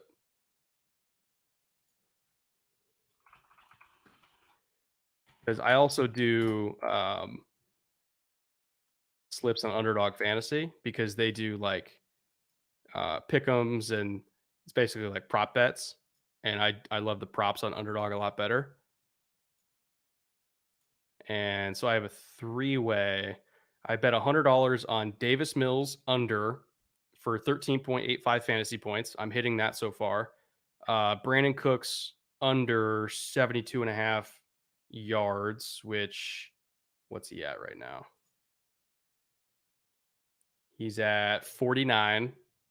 So I'm a little bit in danger there. Oh, shit. Oh, I'm super in danger. I need Cooks not to get like any more catches. And then Terrace Marshall over at 38 and a half. If all 3 of those hit for me on underdog, I get $600. But I think Brandon Cooks is going to screw me over here. And I should have known. I should have known because I had it over. Like I had under on Davis Mills, but over on Brandon Cooks. And I was like, I don't know. I feel like maybe the entire offense is going to be bad. And should have listened to my gut. I feel a lot better now. We're still alive, but he's got a whole half to get like 12 yards. I'm probably screwed. All right, DM'd me on Twitter about the super chat. Here we go. So your super chat is, here we go. Touchdown Texans to Anthony Miller. Hey, it's not Brandon Cooks. I'll take it. Your question, perfect shot, was what are your thoughts on Christian Fulton? He held DK to 1 catch and 8 yards and AJ Green 1 catch to 5 yards. That's his wheelhouse. That's Christian Fulton's wheelhouse, is bigger boundary receivers that he can get his hands on. And he runs better than people think. Again, he's a 4-4 guy. But he works really well on the boundary. And again, I watched it live. Like I watched him against DK live. And as long as he's not asked to kick inside and, work against like smaller, shiftier guys, like if he can stay, oh, they missed the extra point. Oh, oh, that sucks. But as long as Fulton can stay outside and play what's called divider leverage, where, the further outside the receiver lines up, you're going to line inside the receiver and use the boundary as your help. But if the receiver has a condensed split, you're going to line up slightly outside and use the safety and the linebackers as your help. If he's just kind of playing that, typical boundary corner role in that defense, that's exactly what he's good at. And so far, he's been very good at it this year. So that to answer your question, yeah, I agree. He's been great.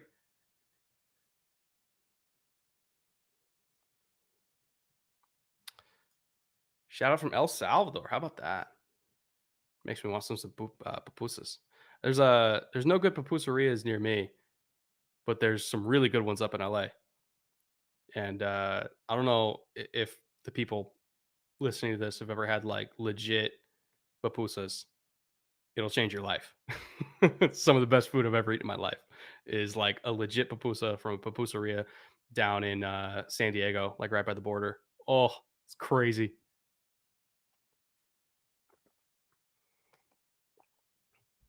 Some of the best food ever. All right. There's Mr. Looper for $10. Went with your advice on, I'm assuming that's supposed to be Ayuk, just spelled differently in almost all my leagues. Do you still have the same expectations? Also, is Javanta Williams worth starting over Jacobs this week? I think Javanta is worth starting over Jacobs. You're really gambling on a touchdown, but I do think that he has a solid chance to get it. Also, remember that Javanta Williams is going to get a lot of third down work because he's really good in protection. So it's possible he could get some receptions as well.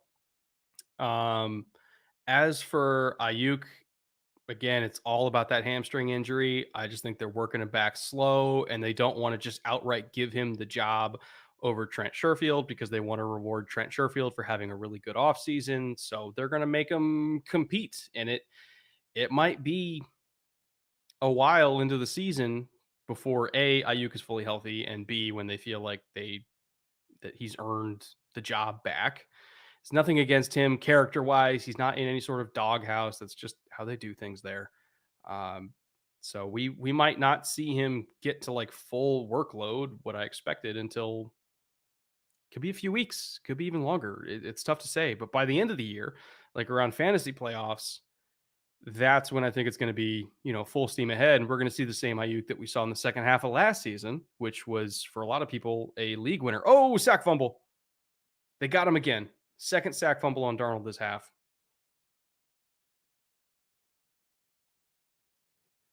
Panthers recovered it again. All right, who got him this time?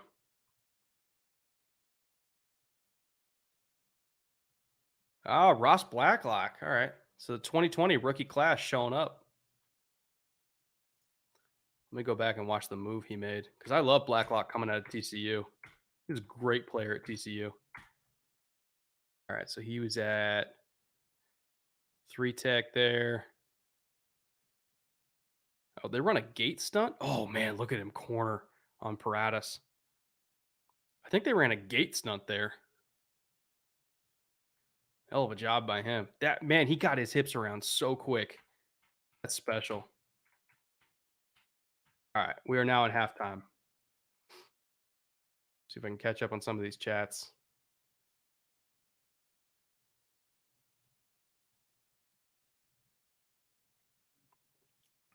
Do you have any plans to catch a college game in person? I might go to UCLA game when Oregon comes to town, which I think when is that actually? I hope that's not the same time I'm in Cleveland. I really hope it's not the same time I'm in Cleveland. I really wanted to go to that game. October. Oh no, they're at Oregon. Damn. Ah man. Well, I guess I could go up to Eugene. It's not that long of a flight for me.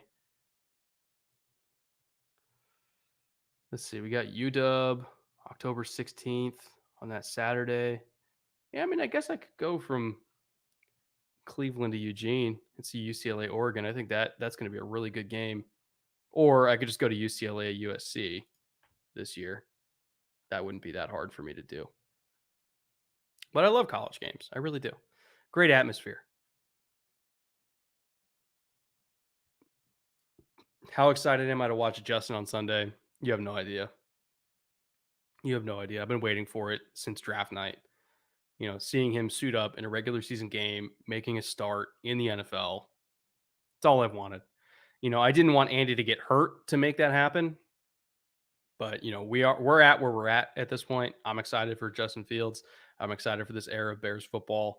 Couldn't happen soon enough. I'm stoked that this week it's finally happening. I've been literally been waiting for this since April.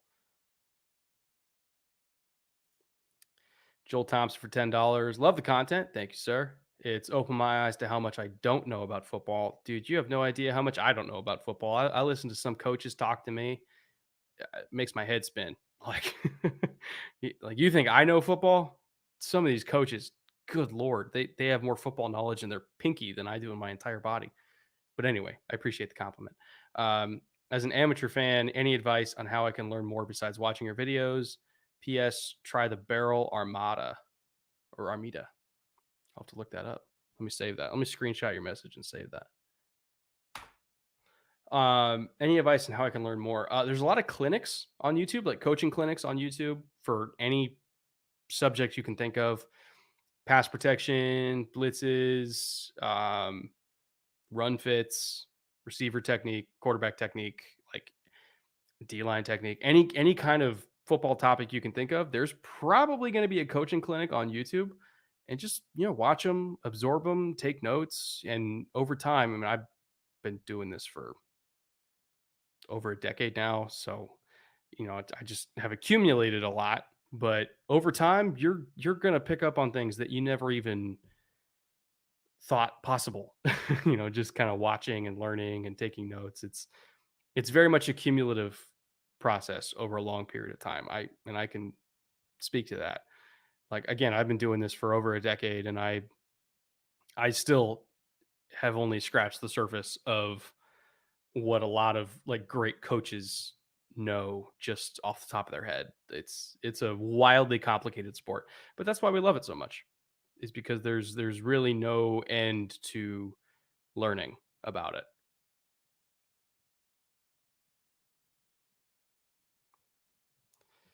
No Davis Mills over or over half an INT. I didn't see that as one of the props on Underdog. Let me pull it up actually. So I'll show you guys what it looks like. Stop screen sharing there. Share screen.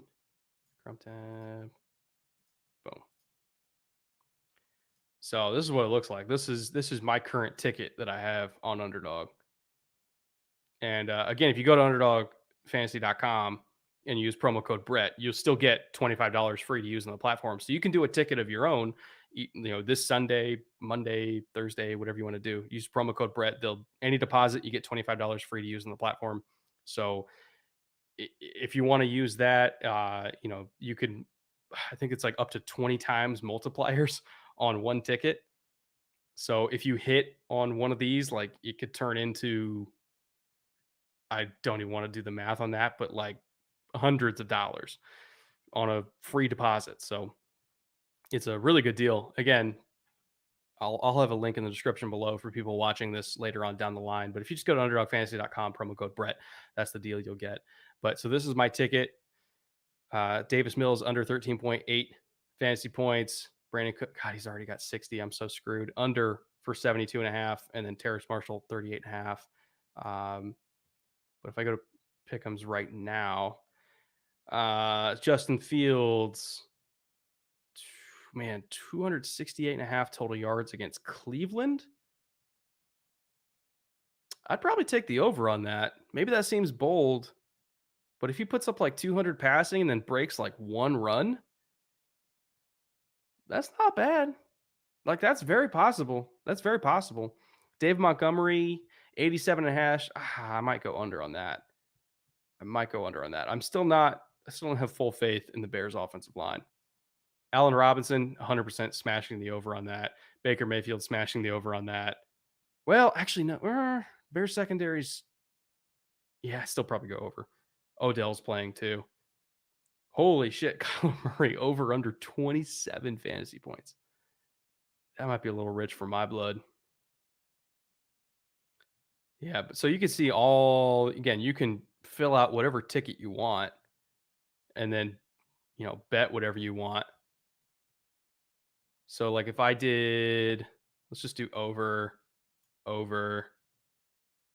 and then I kind of like over, and then I did, let's just do 25 10 times. So pay out 250 for that ticket. And I feel good about all of these. Do I feel good about all these? Do I? Yeah, fuck it. I feel good about all these. I'm going to submit that one before everything changes. Oh, I'm on a VPN. No, I can't submit it right now. Okay, well, I'll do that after the game. Damn it. Stupid German servers. But anyway, you guys get the gist. That's how those tickets work. So I'll do those like every single week and just have fun with it. I'll win some, I'll lose some. In the end, I'll usually end up in the green. It's a numbers game. All right, let me get this back. Bam.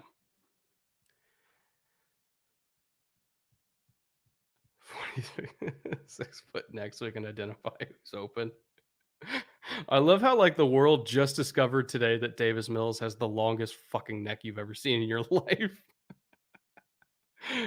It's like nobody paid attention to him as a prospect. Like nobody ever looked at a picture of him. Starts one NFL game, sets the internet on fire with his long ass neck.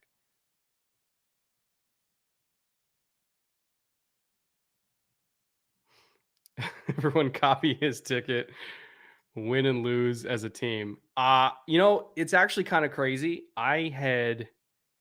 So when I put in the parlay of dreams for week 1 where I did what did I put? It was $100 on. It was a 5 game parlay. All of them are underdogs. 4 of them were road dogs. And I was there. I was in Vegas. I was at Caesars. I was like, yeah, like I kind of feel good about this. I had zero expectations because of the Coleman curse. I was like, I think there's a good chance it'll hit, but it's a parlay. You never know. I had no idea when I tweeted out those 5 lines that so many people were going to tail me on that bet. I had no idea. Like I got so many DMs from people like showing me their winnings. Like I'm talking thousands of dollars worth of winnings taken from these books from people that tailed me on that bet. I had no idea that was going to happen. And the whole time I was thinking, man, if I lost, I'd feel awful. Because people would have lost a lot of money if one of those games didn't hit, but they did, so I'm in the clear. But I'm definitely going to be pretty careful in the future when I tweet out more parlays of dreams. I got to feel really good about them because apparently people tail me on those, and I did not expect that at all. If you did though, congratulations on our win. Paid for my entire trip to Vegas. Got like $2,500 on that bet. But it was touch and go, man. I was at that Raiders game, which was the last game on the ticket, and I was losing my mind. Start Josh Allen versus Wash in Buffalo or Matthew Stafford versus Tampa in LA. Probably Stafford. I think that's a pretty easy call for me. Stafford. You need to put non-hat picks on your Patreon. What I need is a haircut. Then I can take pictures without a hat. My hair is disgusting right now. I'm definitely due for a cut. Still wouldn't approach your Herbert backlash. You're past the worst of it. Oh, I still get comments on that video every day. Every day. I'll get comments or like DMs or like people tagging me doing the old takes exposed thing. That's never going to go away. It's never going to stop. Especially as the channel gets bigger and people go through my backlog and they see that video. Like, there's a good 30% of the comments in an entire video are like carbon, copy and paste. Well, this didn't age well, as if I didn't realize that.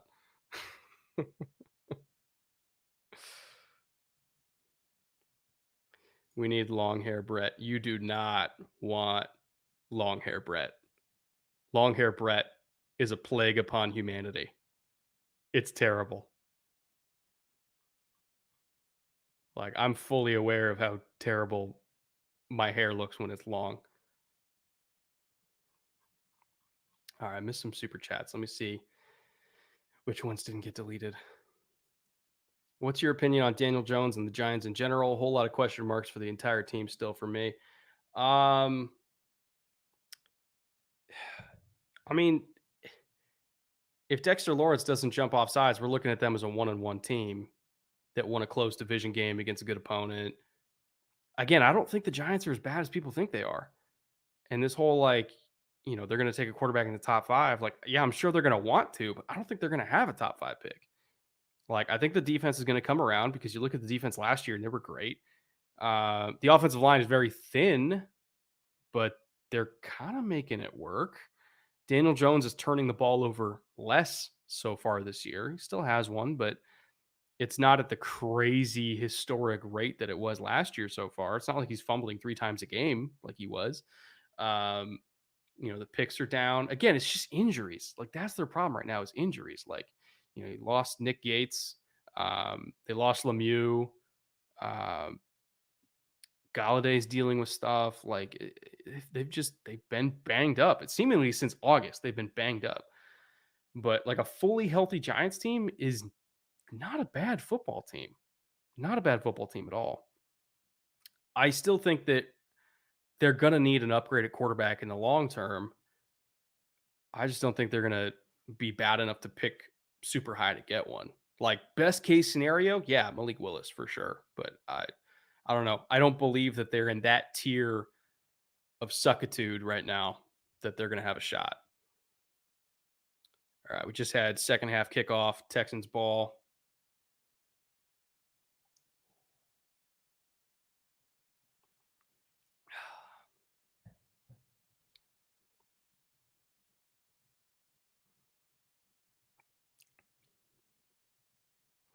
3 minutes behind my illegal feed. Refresh. All right, Braun Inslee for $5. Just wanted to say thanks for all you've done. I appreciate that. Watched you for years now. I've enjoyed it all. Appreciate you. Also, should I make dinner or go out? Split the difference and do DoorDash. We got a lot of people relying on the gig economy to pay bills right now. Tip your DoorDash drivers well. Like when because I DoorDash more than I should, to be honest, but I also work a lot. And there's some times where I just literally don't have time to do anything. Um, and so I have a policy like when I DoorDash, it's like, how much am I willing to pay because this person is taking time out of their day to drive to a place that I don't have time to drive to bring me food? Like this whole like tipping DoorDash people like $3. I feel like it's like the most dickish thing you can do. Like I don't care if the place is 2 blocks down the street. Like these people are out here grinding, they're working, they're doing stuff that you don't want to do. Like by definition, they're doing things that you don't want to do. Fucking tip them.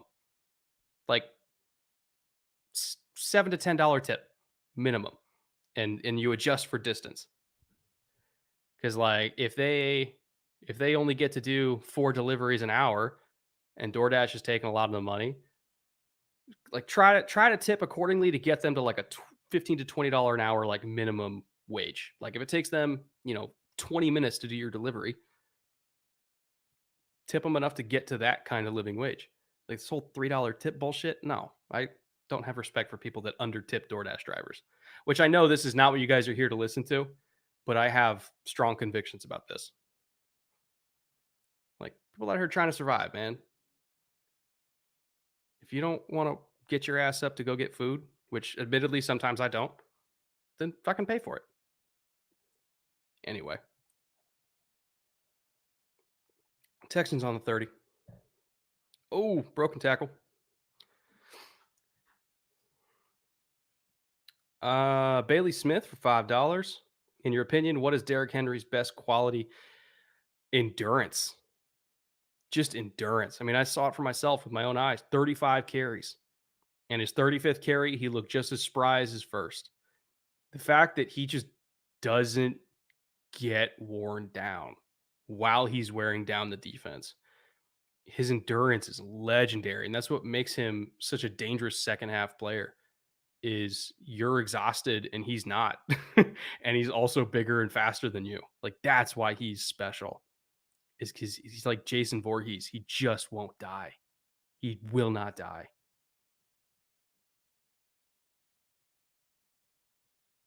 Good ball from Davis Mills there on the edge. He's been doing well on boots, out in space, making throws on the run. A few things. Jamar film room, maybe. How would you recommend getting in contact with coaches? I go to Ohio State. Will CEH get more touches soon?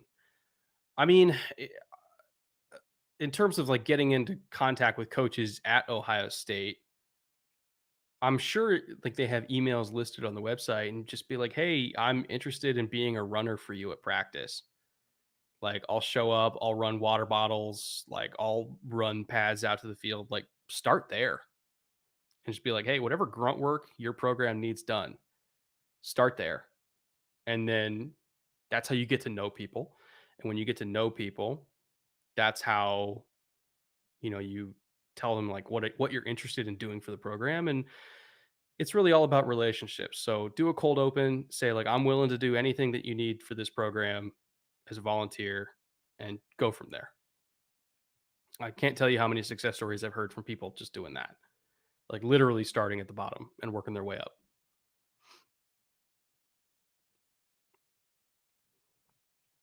Let's see here.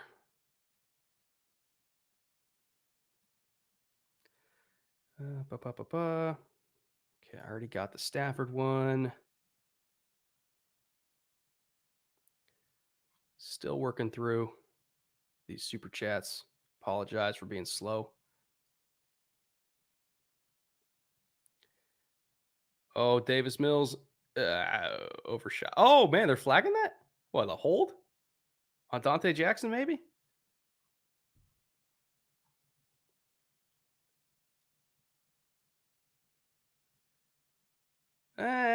That's not a hold. Come on now. God, these refs are just being awful today.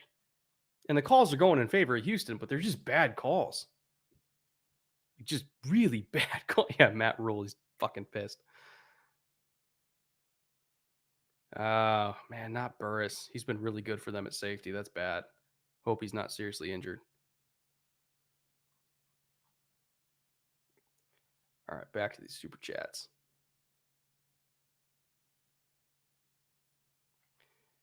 Thoughts of Fields' first game. I haven't charted it yet, so it's tough for me to say. Um, I throwing somebody in there when they've had like no reps with the starters the entire offseason. It's mid game. It's tough. It's honestly tough to judge it one way or another. Like the scramble was great, but we already knew he was fast. If you're going to judge anything, I would say wait for this first start when he's had like actual practice time with the starters and he's going into prep for the week, knowing he's the starter, all that. Like this upcoming week is the week to judge. I wouldn't like last week to me doesn't even matter.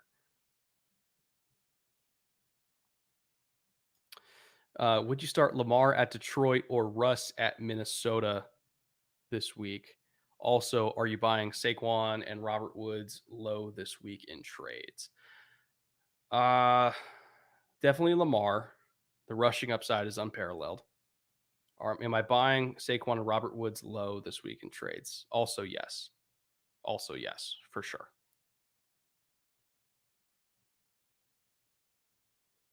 Comrade Brett. You say Comrade Brett. I just say I want people to be paid fair wages for their time when they're doing something that people don't want to do. I don't know. Just me. How to learn to cook. It's a great skill. Oh, I love cooking. I cook every week. I just made a great um, Parmesan pasta and like herb chicken last night because I had time to cook. There's some days where I just don't have time. Like today, I didn't have time. I had to chart more Panthers defense. I had to work on cutting the podcast, and I'm doing this stream. So I just ordered Chipotle for delivery. Like there's some days where I just don't have time to cook. But yesterday, that chicken and pasta hit different for sure. By the way, I had to use DraftKings for my best ball bets because Underdog doesn't have contests in Iowa. Yeah, it's a state to state thing. It depends on state law. It's very again, if Underdog could be in every single state, they would be. But laws from state to state are very finicky, and they're actively working on it and paying unbelievably high lawyer bills. But there are some states where there's some states where you can't use DraftKings either. Like, I don't think either one of them are active in Washington, if I recall correctly. At least, for daily fantasy, maybe, but for like, there's no sports betting in Washington unless like you're going through the tribes who like just got approved for it like 2 weeks ago. So it just depends on the state. To be honest, Washington will probably end up being the last state to approve sports gambling because the tribes rely on it so much for their income. And I don't think they want to choke off that source of income to the tribes. So they'll probably hold out forever on that because they're in a kind of a state of equilibrium there. Like maybe one day Washington will, but I would be my theory is that Washington's going to be the last state to do it because they don't want to screw over the tribes.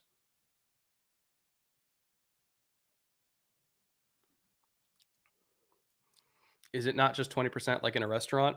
Um, I mean, it depends on the bill. Like, there's some people that like DoorDash like very small items, and like 20% would be like $2. So it's like, is it really worth the dasher's time to spend 20 minutes for $2 tip? You know, at least I don't think it's fair to the dasher. Again, like I pay based on time, not based on bill, but that's how I approach it.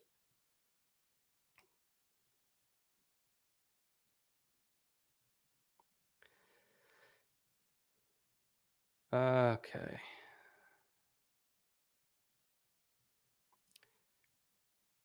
Some can't afford to give more than $3. Well, I appreciate Dave the $5. I'll use that on my next DoorDash tip. I'll give the next dasher an extra $5, and I'll have it be from you, and I'll include a little note that says this is from Dave.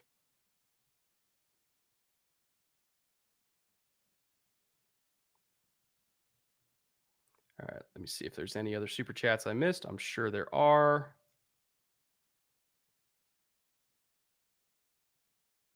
I've never seen Henry get tired because he doesn't. The dude's a fucking cyborg. Like, he is not of this earth. I've never seen anything like it.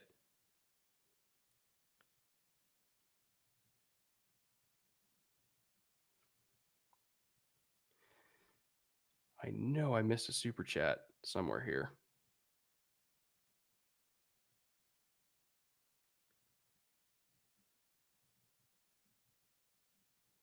What's the best game I've watched so far this season? Ooh, man, that Ravens Raiders game, like maybe it was because I was there and I got to feel the energy in the building. That was not even kidding, one of the five best live sporting events of my life. The energy was incredible. The game was incredible. Obviously, winning $2,500 on it was incredible. Um, like that's a football memory I will hold forever. And for that reason, I'm going to say that's the best game I've seen so far.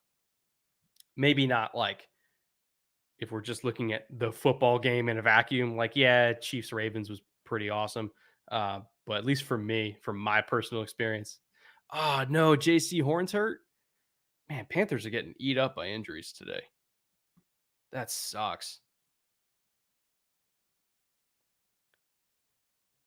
Davis Mills going deep. No shot. Absolutely no shot. What's Cooks at? Still at 60. All right. I needed that PBU. Thank you, Dante Jackson. I appreciate your service. All right. Here's Horn's injury. Did he just pull up? Oh, he just caught the turf. Ankle? Oh, that looks bad. Oh, no. Please don't be Achilles. Oh, I hope that's not Achilles. Oh, that looks so bad. Oh, man. Fuck. Not JC. God, I hope that's not as bad as it looked. That might have been Achilles. Mm. What do you think of Dak and Dallas defense so far? I mean, Dak, I think has looked like, obviously the arm strength isn't the same. Like, he's working his way back. The shoulder is the shoulder, but he's looking better than I expected for a guy coming off a shattered ankle and a rare shoulder injury and like no off season. Like, all the respect in the world to Dak for how he's looked. He's looked in command of the offense. His pocket presence is as good as ever. Connection with the receivers is great. Again, the zip on the ball isn't quite the same, but I'm assuming that's going to get better as the season goes on, as his shoulder gets better. He looks like Dak. And Dallas defense, they're just making a lot less mental mistakes, and they're playing with a lot more effort, which, like, they're not doing anything crazy scheme wise. They're just playing better and more together, and that has a huge effect on how effective a defense is. Is just don't make stupid mental mistakes and play with effort. That's what they missed last year, and they have it this year. Are they perfect? No, but they're better. That's all they needed. They just needed to be better. Thank you for the $5, Bryden Lawson or Bridden Lawson. Apologize if I messed up your name. Chark Jr., Marvin Jones Jr., Beckham Jr. A lot of juniors on your team. If he plays, Odell is playing, by the way. I think it got announced already that he is playing. Chase or Waddle, starting to who you picking this week? Let me see here. That's a good question. Waddle sounds good to me. I think he's going to get fed a lot of targets. Jags against the Cardinals. Do I want either of these Jags receivers? Man, and Jamar Chase is pretty tempting as well.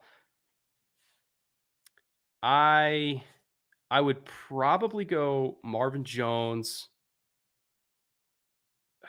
Man, let's go Marvin Jones and Jamar Chase. Let's go with that. Final answer. Odell will play, but we're not entirely sure how many snaps. And in terms of like who's the primary deep threat for Jacksonville, I think it's Marvin over Chark, at least at this point. And then Waddle is really tempting. I originally thought I was going to do Waddle for sure, but again, Brissett was just so scattershot last week, and I'm not 100% sure what to make of that Miami offense right now. So I think the safest bet is Marvin Jones and Jamar Chase. Final answer.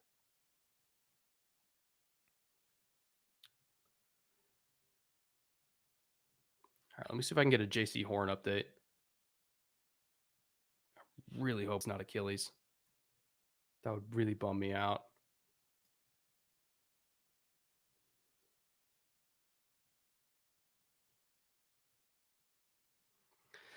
Oh, I haven't drank water in a while.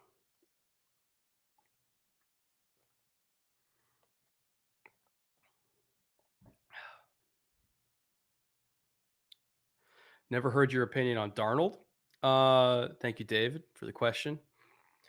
I think him getting away from Adam Gase was the best thing that ever happened to him in his entire life. Him going to Carolina is an opportunity to revive his career. I think he could have revived it under the new staff with the Jets as well, but I think just an entirely new change of scenery with a good coaching staff, good weapons, good defense. It was the best thing for his career. Now, is he playing like a great quarterback right now? No, but he's at least playing like an above average quarterback, and he's playing a lot better than he did with the Jets, at least the last couple of years. This is the best he's played since probably the back half of his rookie year, and I think that's a testament to getting away from the environment with the Jets. And I'm happy for him. He's playing better. Again, this offense should be putting up more than 7 points right now. So they're not all the way there, but at least Darnold looks better, and I'll take that.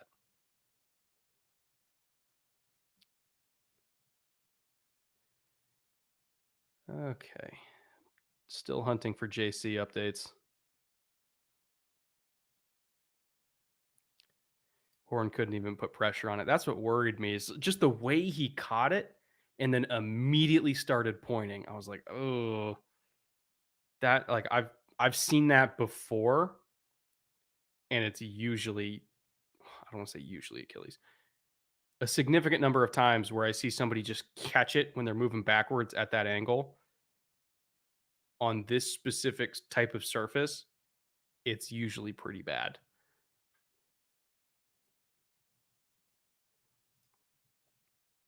Saw your X2 tweet. Why is there so much overlap between people who break down the NFL and people who break down RPGs? Oh, Final Fantasy was my childhood, man. Final Fantasy 10 and 10 too. I like grew up on that shit. And then I moved over to like first person shooters. By the time I was in college, I was a Modern Warfare 2 fanatic. I played that every day my freshman year of college. Every day. And I still remember I was a big Halo player growing up too. And I remember I got Halo 3 and played Rocket Race with my buddies. It was like some of the most fun I ever had with a video game. And then one of my other friends, he's like, "Oh, you should go get COD 4." And so I got Modern Warfare and never looked back. And I lost an unfathomable amount of hours playing Modern Warfare, Modern Warfare 2, Black Ops 2. Which is ironic. I haven't played a Call of Duty in a long time since then, but so much of like my high school and college years were spent playing Call of Duty. And before that, Counter Strike. CS 1.6 was the GOAT forever.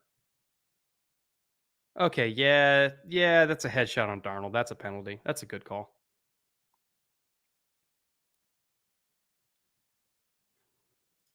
Can I please have a shout out? Hi, Mikey. Thank you for showing up. Appreciate you being here.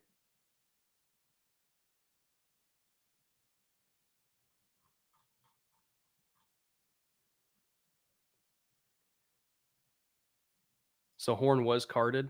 Okay. That's not a good sign. The fact that he couldn't walk to the locker room, couldn't put pressure on it, that's not good. That moment when every West team could be a playoff team. Also, Chandler Jones getting 5 sacks week one after not being on the top 100 list was hilarious. He should have been top 100. Chandler Jones not being in the top 100 is still egregiously stupid. Egregiously stupid. Like, it's not NFL Network's fault, by the way. They don't vote on it, but like, come on. The rest of the players got to put some respect on Chandler Jones' name. That's ridiculous.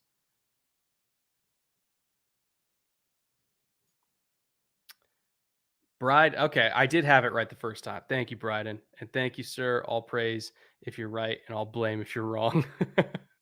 Welcome to being a YouTuber. When everything goes right, but mostly when everything goes wrong. DJ Moore, again, killing me this week.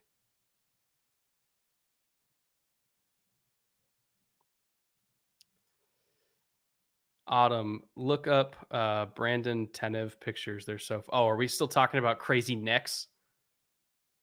All right, let me look this up.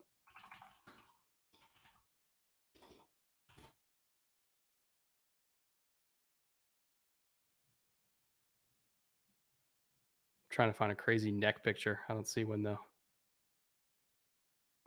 If you find one, Autumn, feel free to post it in chat. I'll open it up.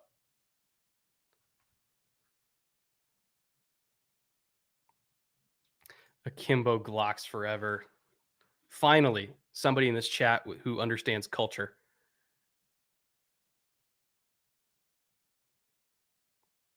Is that Chuba? 30? No, 32. How many carries does Chuba have right now? Another injury. 4, 5? Okay.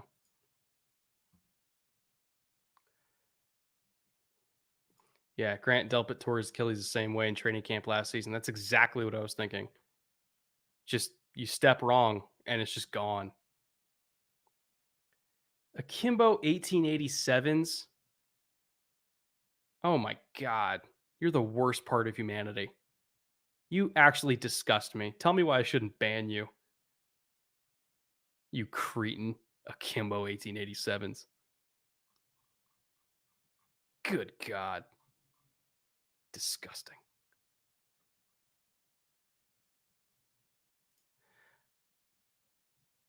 The only thing worse than you, sir, are people who sat there in the corner of the map with noob tubes and scavenger pro. The only thing lower. Like, I have more respect for people running around with Commando Pro and super knives. But Akimbo 1887s, that's where I draw the line. Ugh, the worst. Then again, I can't really talk because I used an M40 with ACOG, so I'm also the worst part of humanity.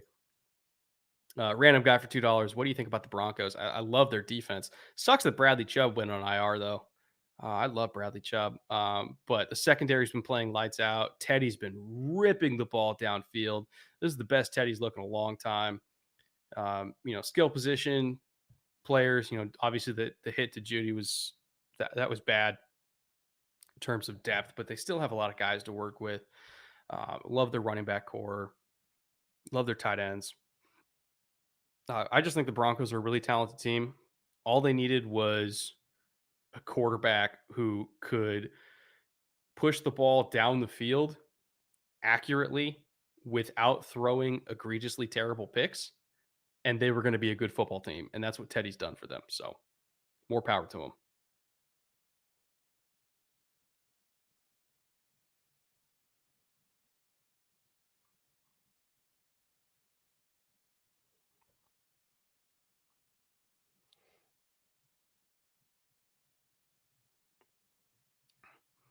Do Texans have AstroTurf? It's technically not called AstroTurf. Like it's not like the green cement AstroTurf. Oh man, what a ball from Darnold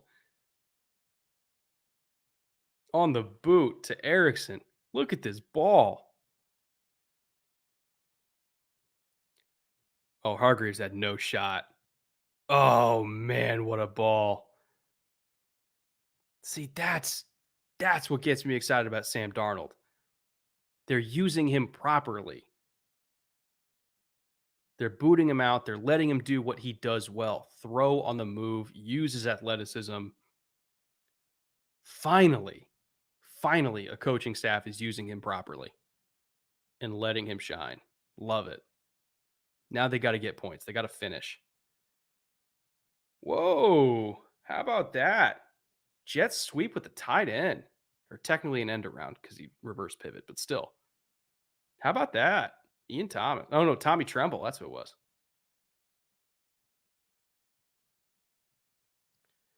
Yeah, that was a gotta have it call right there. All right. So who got caught? 54 got caught again. It's the third time 54's got caught looking. Is that Jacob Martin? I think it is. Can't remember who 54 is. Hard for me to memorize every single roster in the league, as you can imagine. Yeah, it was Jacob Martin. I did know that. How about that? But third time he's gotten frozen when he's in conflict in space, and they just attacked it again.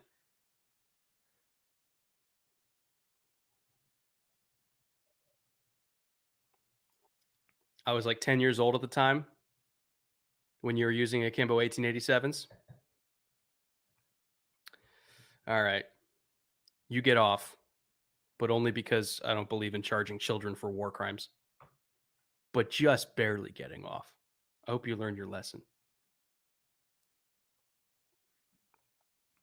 ACR nade launcher one man army. See that's the thing with Modern Warfare 2 is like technically everything in the game was broken. Like everything in the game, there were just a couple things that were more broken. But like nothing in that game was fair. And that's what made it fun. Is that everything was stupidly overpowered in the right hands. Like the ACR was dumb. Like whoever designed that weapon, it was straight up dumb. But that's what made it great.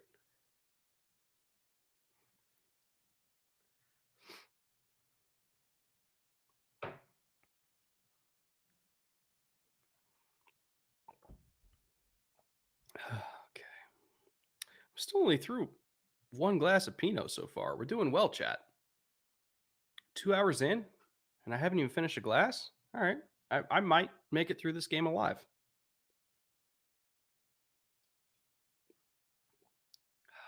It's a really good Pinot, though.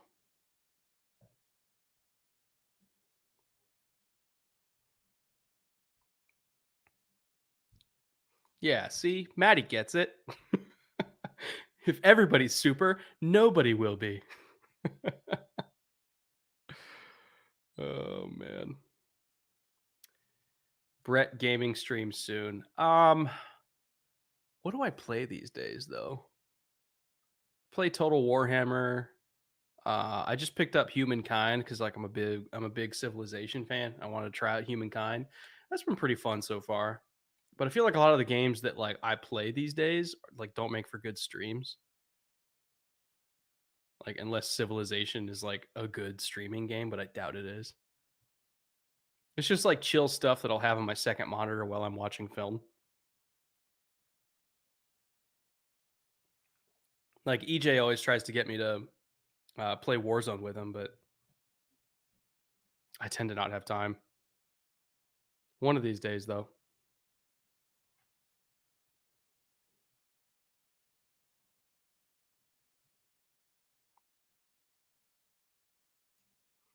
Yeah, it is pretty nice. It's pretty fun. Not gonna lie. Again, I've only had it for like a day, but so far I've really enjoyed it. It's pretty chill.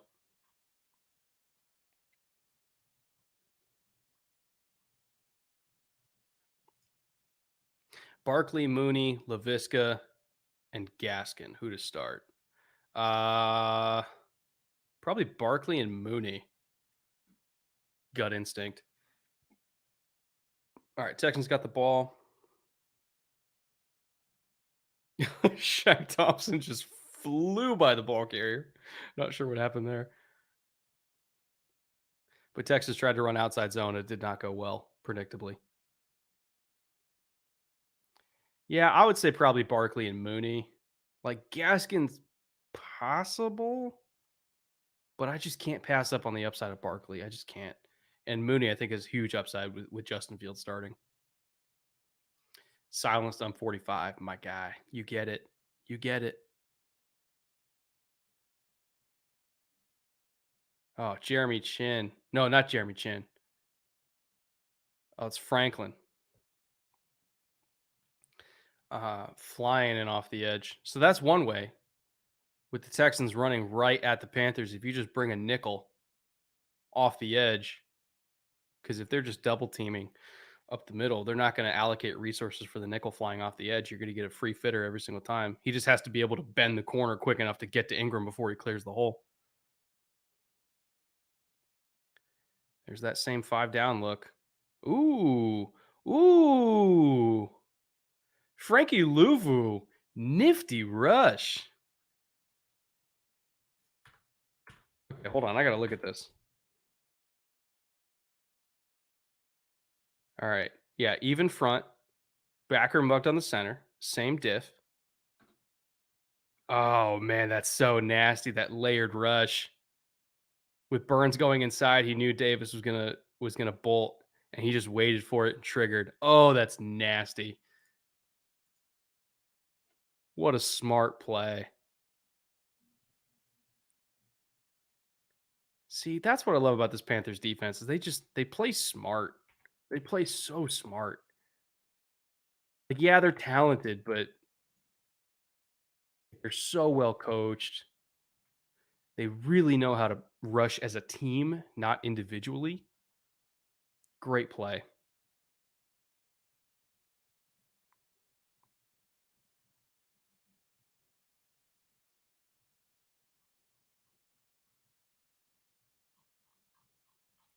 All right, let me make sure I'm up on super chats. Okay, I think I am. No, I have 2 more. Just chatting Brett streams. I feel like that's what this is, but also me talking about a football game that's going on at the same time because I can't show the football game itself.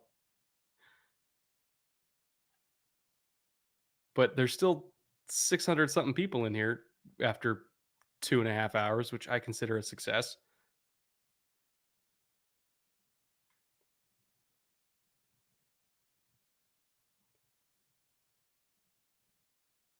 You go, Andrew Hernandez. What do you think about the Raiders so far, and what do you think about their defense with Gus at DC? Again, they blitz at a 5% rate. They barely blitz at all, but their defensive line has played so well that they're still leading the league in pressures.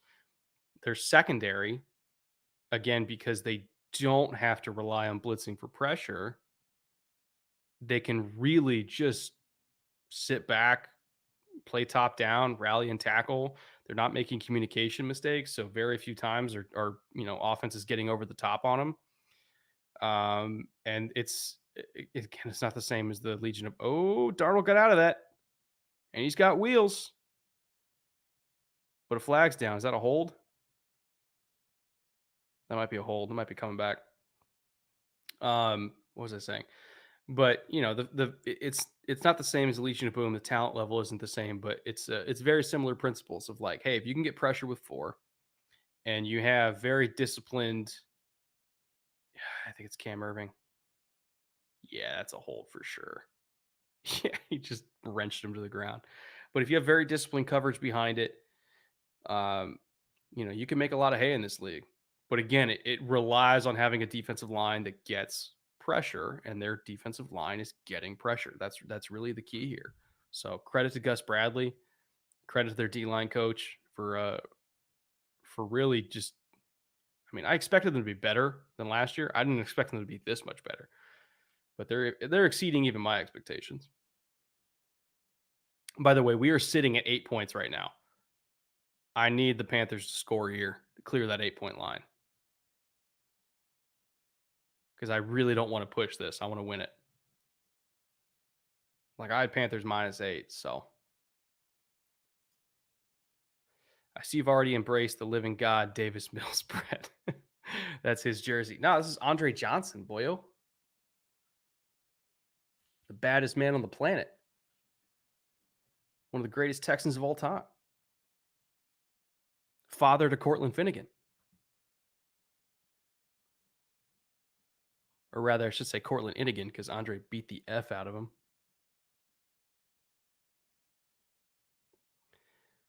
All right, Panthers going 3-by-1 here on 3rd and 9. Single high. Oh, I hope they're running across with Dan Arnold here. They are not. Still get it, though.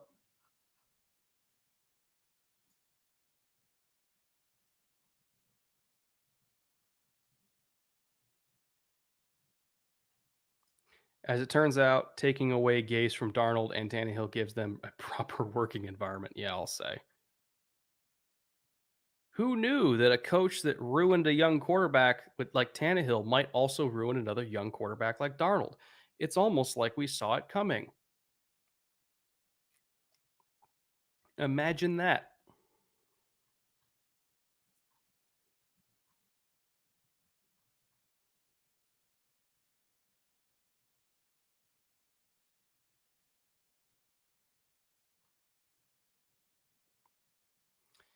If you stream, we give you money, Brett. That's fucking wild to me, by the way. That like right now 676 people are sitting in the stream with me. And some of them are paying money to ask me questions. Like you have no idea how blessed I feel that that's my situation. Like that's fucking crazy to me that many people care enough to be here right now for hours on end. You know how wild that is to me? It's flabbergasting. Flabbergasting that this many of you like are here and like some of you are paying to like thank you so much. Like you have no idea. I have the weirdest job ever, but I'm very thankful to have it.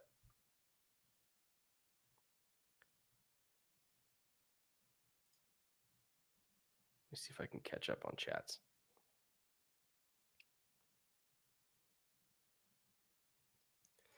One more for me. How are the fans at Allegiant? Loud. Loud. Like, I'm not even kidding. They were as loud in that game as Seahawks fans were on 3rd down against the Titans in overtime. Like, they were loud in Vegas. You could hear the Raiders chants like down the street for block after block after block. Everybody going back to their hotels. It was a wild environment. One of the most raucous atmospheres for any game I've ever been to in my life. Like that stadium is going to be hard to play in in primetime games when like all of Raider Nation is there. It's loud.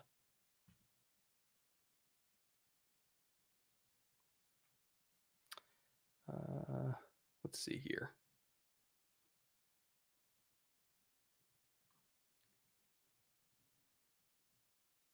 I think I'm caught up on. Oh, reverse. And it's for a loss. Jacob Barton made a play.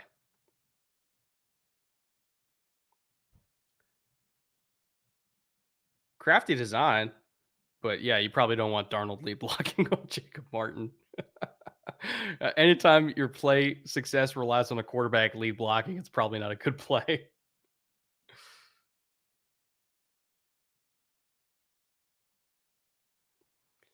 All right, 2 by 2. Are Texans really in quarters on second 11? Run the ball. Run it right at him. Yeah, timeout. What's Marshall at right now? Terrace Marshall, 20 yards. Give me 19 yards, guys. Come on. Come on. There's no way Darnold could be thrown for 300 yards this game and 20 of them go to Terrace Marshall. It's ridiculous. I just need one catch.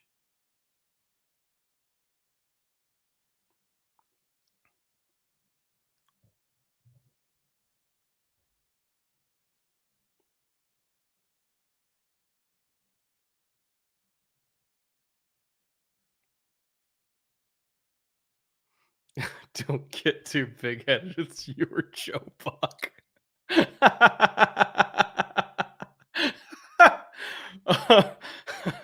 Okay, that's fucking funny.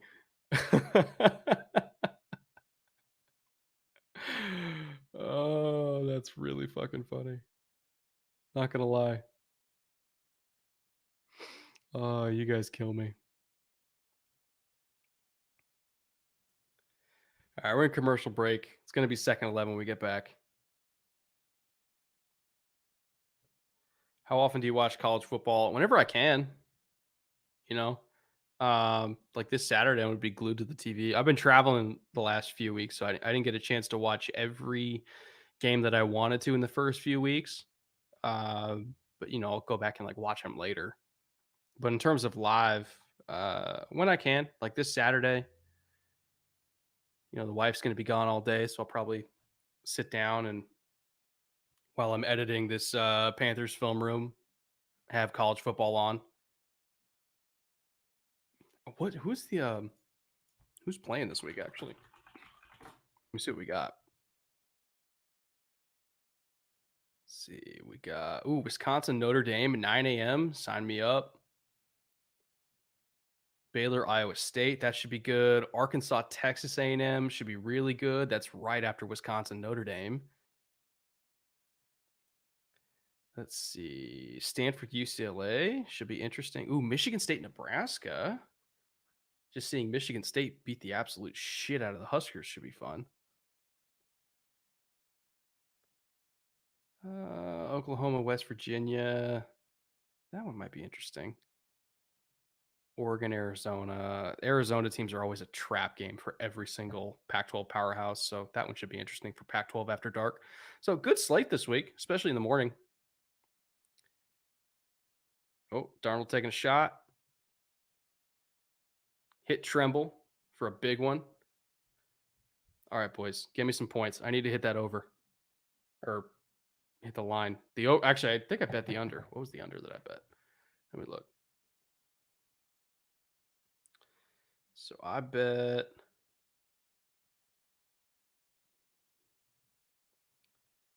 43. I bet the under on 43. So if they get 7 here, 27. So I'll be 16 under. Yeah, okay. I can afford a touchdown here. That'll help me hit the line and the over under if I can get a touchdown out of this. Good run from Chuba. Great cut.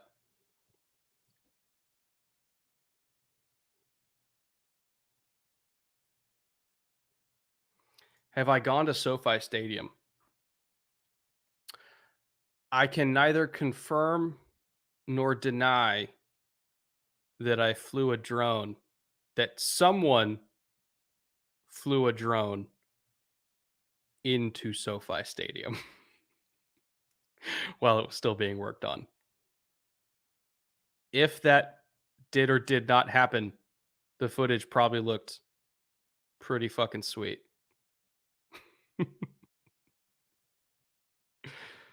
Oh, man.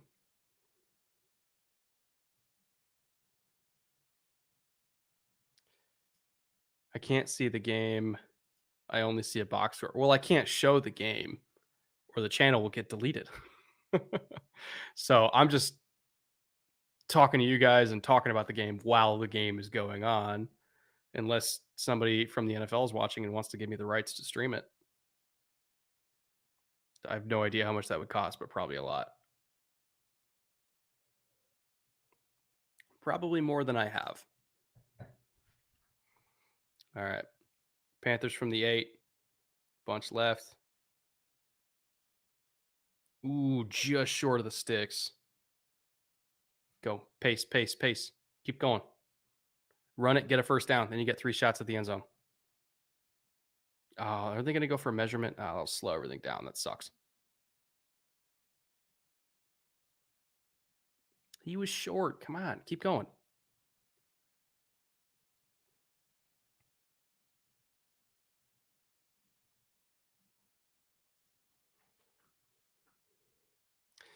Head coach with the hottest seat, probably Zach Taylor at this moment. All right. 4th and 1. Ooh, I don't know if you want to run into bear front. Ooh, yeah. They called timeout. They probably saw that and were like, oh shit, we should not run into that.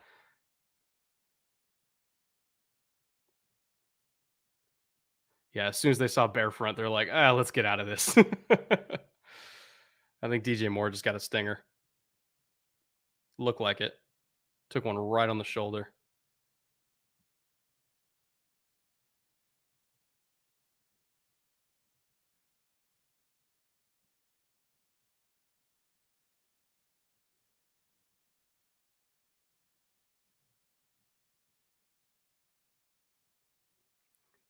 Oh, they're kicking the field. Oh, come on. Come on. I mean, I get it, but come on. Worst case scenario, you pin a rookie quarterback in his first start inside the 5-yard line, but you take a field goal.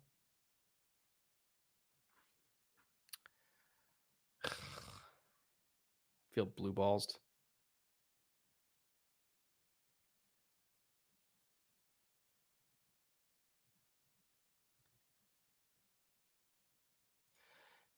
It looks like they were working out something on his shoulder on the sidelines.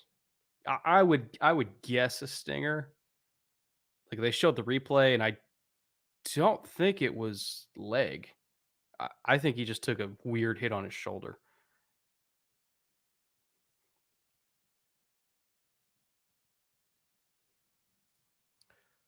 Hey Brett, how'd you meet your wife? We went to high school together. We met when we were 14 years old, believe it or not. And we dated in high school, then broke up like most high school couples do. Got back together in college, stayed together this time, got married, happily ever after. But yeah, we met when we were. I mean, do you consider 14 to be kids? Because if so, we met when we were kids.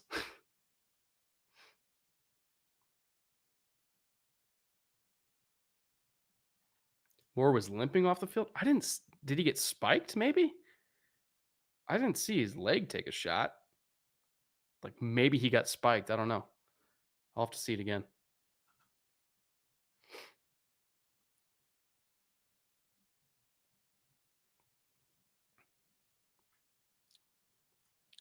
Dr. Chow thinks Horn has a ruptured Achilles. Really hope he doesn't. Really hope Dr. Chow's wrong. All right, glass number 2 of the Pinot Boys. We finally made it. Finally made it.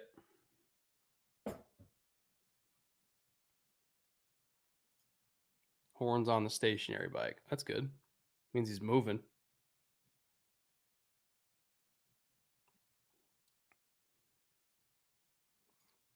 What asinine take was it that drew her in?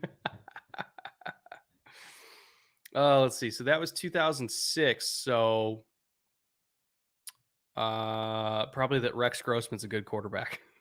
She heard that and never turned back.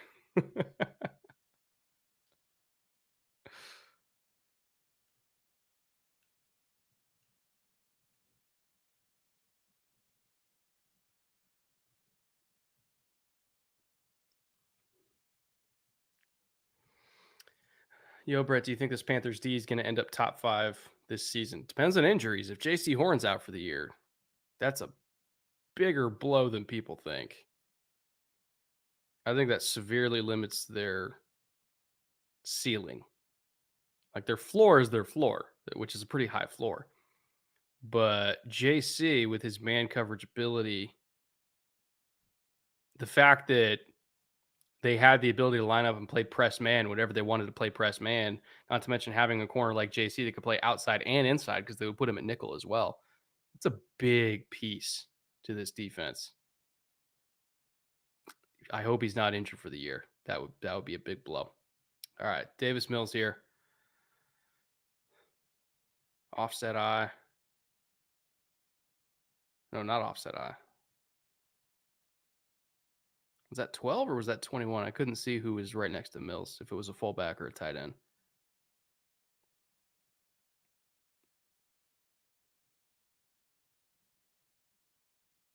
It was a pistol look, but I couldn't tell the personnel grouping. All right, 2x2 here. No, empty. 3x2.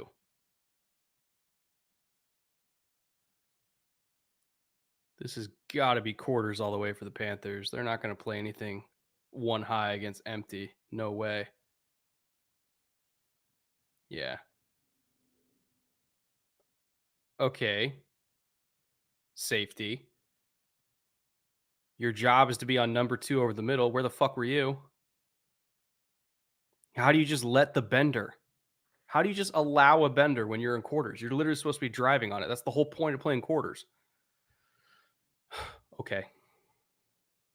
Okay.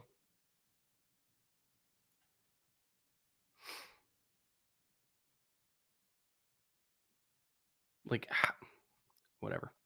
I think, yeah, Cooks just ruined my night. There goes my underdog bet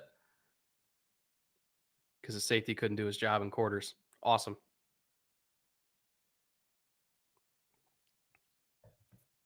Like, what are you doing 30 yards down the field? God.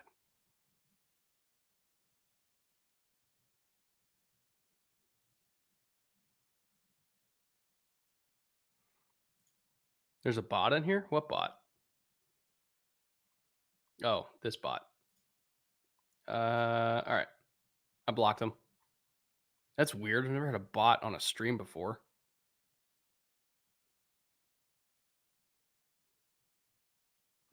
It's fucking weird. All right.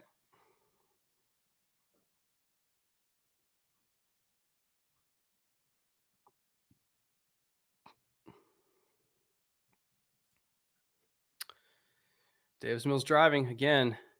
3x2 from empty. It's got to be quarters. Hit him with Mills here. No, they're just going to work underneath. Dude, you know what the look's going to be. It's 1st and 10. You can take a shot. You don't need to dink and dunk. They're down to their 4th corner. Like, just. All right. It's okay, Brett. It's okay. All right, Mark. In keeping with the talk of significant others, how do I convince my girlfriend, fiance to be, congratulations preemptively in the future, to give a single damn about football? My wife does not watch football at all. At all. Oh, free rusher. Oh, and he didn't get him. Hold on. Let me look at what that was, what that pressure was.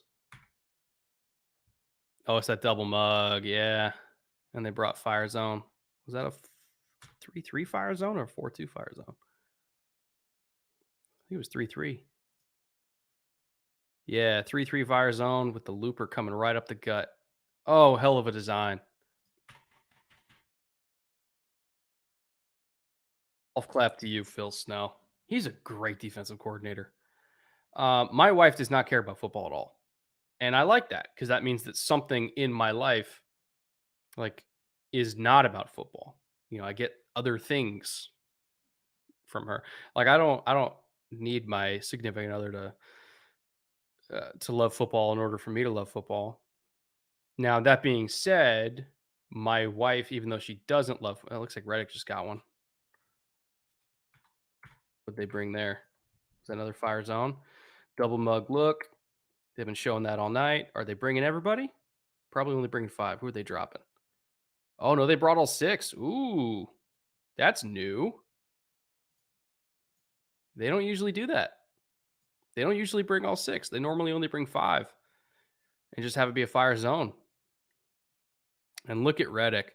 He knows Fox is going upfield, so he just cuts inside. Knows that Davis is going to step right into it. God, Reddick's such a good player. So smart. So smart. Von Miller does that all the time. Anytime he knows that like his 3 or his 4 eye is just going to attack the outside shoulder of the guard and work up the field, he knows that's automatically going to force the quarterback to step up. So he doesn't bother going on the edge. He just waits, bends back inside, meets the quarterback right where he steps up. Textbook Von Miller. Great play by Hassan Reddick. God, this defense is good. So well coached. I don't know what this episode is going to be about yet. It might just be on the front 7. Like the secondary is fine, but the front 7 are really the stars of the show. They're so good. But anyway, Mark, Texans just kicked a field goal there. Yeah, the thing is, even if your wife or future wife doesn't love football, as long as she knows that you love football and she's cool with you spending your entire Sunday watching football, match made in heaven, you know? Because then she knows, like, hey, you have your interests, I have my interests. I'm going to let you do what you love on Sundays, which is watching football. I'm going to do what I love. Like, it's good it's healthy to, have separate interests and do things that you love while she does things that she loves. Like, you don't both have to love everything together. In fact, I think that makes a relationship stronger is when, you both have individual interests and wants and needs and all that kind of stuff.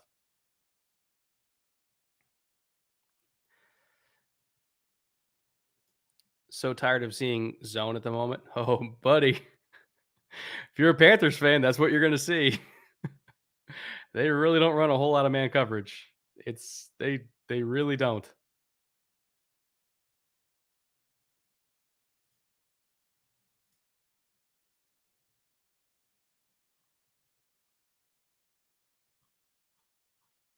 Is this fucking bot back again? God.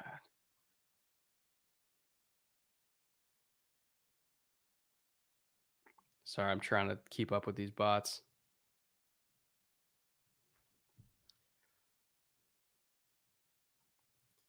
JC went down. Dante's still there.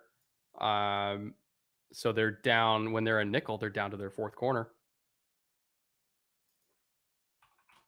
which is off the top of my head. I can't quite remember who their 4th corner is because JC went down. So in nickel, it's going to be Dante Jackson. Was it Keith Taylor? I thought I saw Keith Taylor in there. Maybe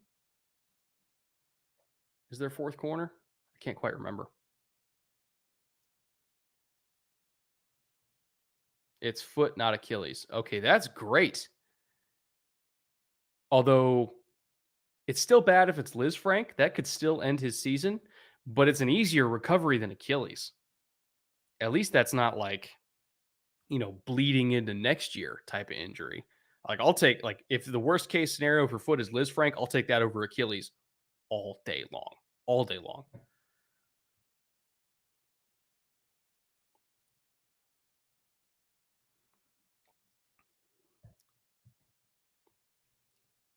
Okay, they just showed the DJ Moore injury again. I think he went knee to knee. I think he caught the defender's knee with his knee. Maybe it's like a bone bruise, maybe? I mean, he's out there again, but I think he just went knee to knee, which hurts a lot, by the way. It really does. All right, I formation for the Panthers. Probably going to try to run and bleed some clock here. Yep. Hand off to Chuba, get 4 yards, wash, rinse, repeat. Bots on stream just mean you're successful? God, I hope so. That's the goal, isn't it? I already missed Morgan Fox on the Rams, and some time ago, Franklin Myers was on that team as well. Yeah, can you imagine that interior pass rush rotation? Can't believe the Rams let some of those guys get away. Oh, too high. Run the ball. Run the ball. They're giving it to you. Oh, they brought nickel pressure. Interesting. It's not the well, I guess if they feel like they were trying to get a free runner against the run by bringing a nickel off the edge, but that does kind of open them up to just throwing hot to Robbie like they just did. So it's like either way, it's still 6 yards, you know? Interesting call defensively.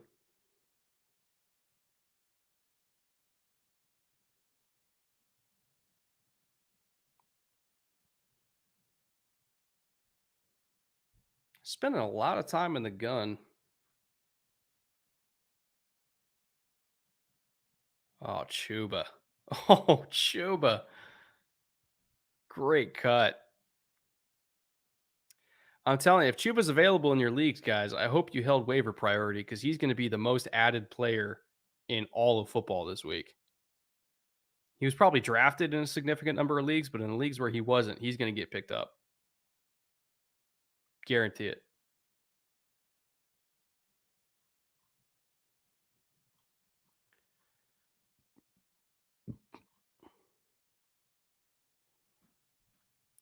All right, here we go. Ooh, is this weak side zone? Nope, they're running straight at him. Duo all day. Didn't get anywhere, but I respect the call.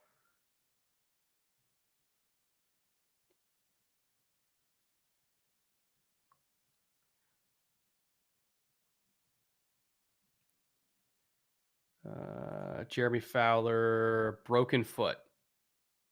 What kind of break, though? Like, because I mean, there's a lot of bones in the foot, and some of them heal pretty quick, and some of them really don't. Like fifth metatarsal break is a lot different than like a little chip. Oh, Darnold going for it all. Too far for DJ, and DJ still looks in pain. He's gutting it out, but he really looks like he's hurting. Oh man, that's like a foot off. Oh, that would have been a touchdown too.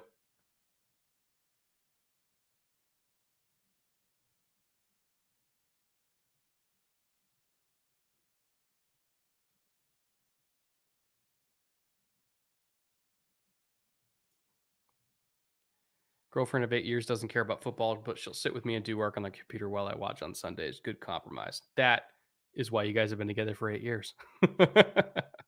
That's why it works. All right, Donald dropping back on 3rd and 10. First down. Sam Darnold to Dan Arnold. The deadliest alliteration in sports.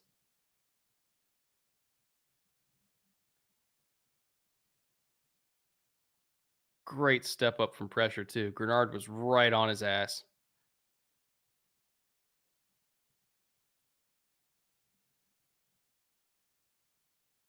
That's right. They do get Boye back next week. I like Keith Taylor coming out of Washington, though. Really lanky press corner prospect. They took him in like the 4th or 5th round, if I recall correctly, and I really love that pick. He did pretty well at the Senior Bowl. Played the same kind of role that JC does, but he's not as versatile. He's more of a press guy, whereas JC can do press, he can do off, he can do slot, whatever. Keith is more like a pure outside guy. But I think he'll be fine. There's Terrace. About an hour and a half too late, bud, but it's okay.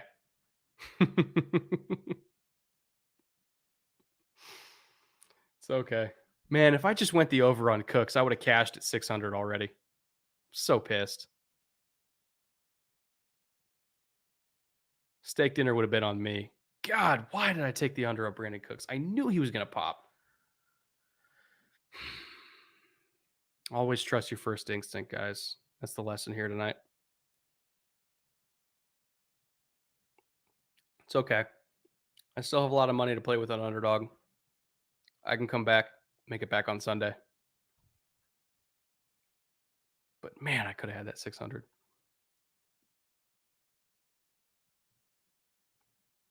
Knee to knee is nasty. Yeah, I've done it before. I did it in hockey because I was playing in a tournament and I forgot my shin pads, which also cover the knee. Uh, one time like a moron, and I went knee to knee with a forward from the other team. And he had a pad and I didn't, and it did not feel too good. Did not feel too good at all. Not as bad as when I forgot my girdle and took a puck to the nuts, though. That might have been like one of the worst sports injuries I ever had. Not in terms of like damage, but in terms of like not being able to get up for a couple minutes.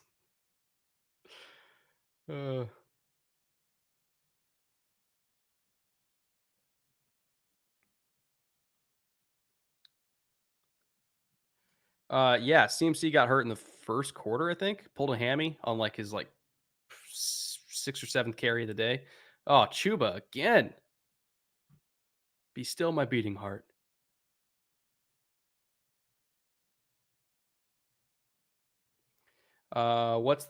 Hold on. What's the Terrence bet you took? I took the over on Terrence.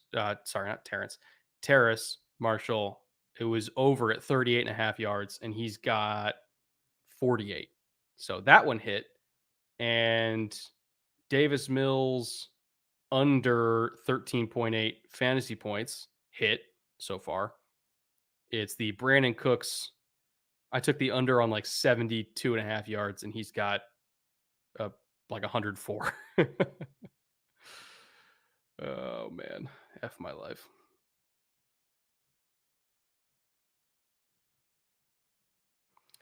Do you think a baseball or a puck to the face is worse?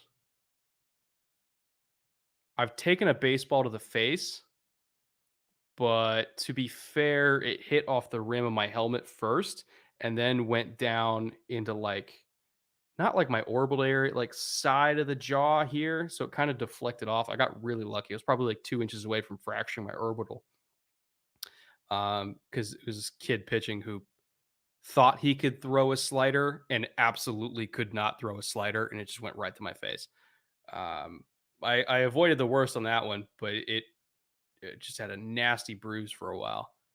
I still think a puck to the nuts would probably hurt a lot more. At least it hurt me a lot more. I've done both.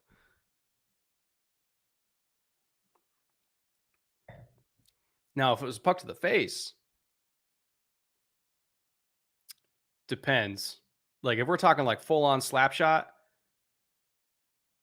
yeah, that would probably be worse. If it's just like a pass that deflects off a stick, probably not as bad.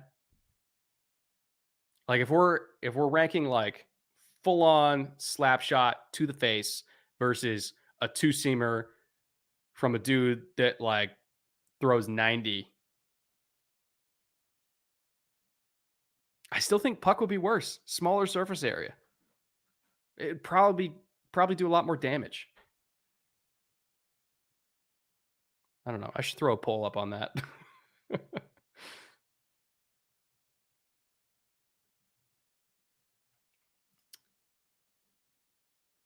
Panthers get that? I think they might have. Yeah, they got it. All right, game over. They hit the over, and I think I cashed on over under as well because I had under 43, and it's 33 right now. So as long as they don't score 10 points in the last 4 minutes, I'm good. That means I went 2-0 for the day on BetSperts. I'll take that all day. At least something good happened.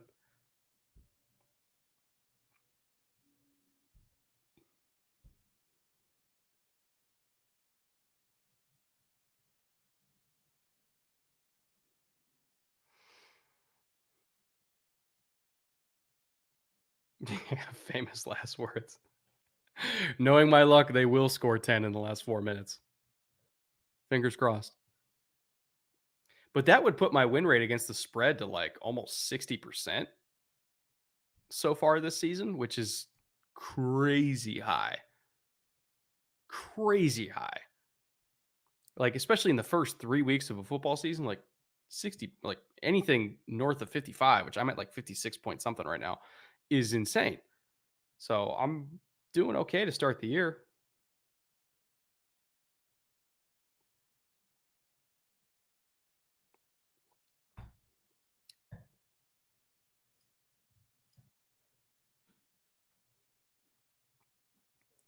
Yeah, I put him on timeout. An 8-point touchdown and an intentional safety. You just want to hurt me. You just want to hurt me. What weighs more? That's a good question. Let me look at that. So a baseball weighs between 5 and 5.25 ounces. A hockey puck weighs between 5.5 and 6 ounces. So it's denser, it's heavier, and the surface area that's actually hitting you in the face is smaller. Hockey puck, indisputably, will fuck you up. Man, yeah, that's like not even close. Like, again, we're just talking physics. Slap shot to the face with something that's smaller, heavier, denser. You're done. Like that, like your face is done. You're getting reconstructive surgery.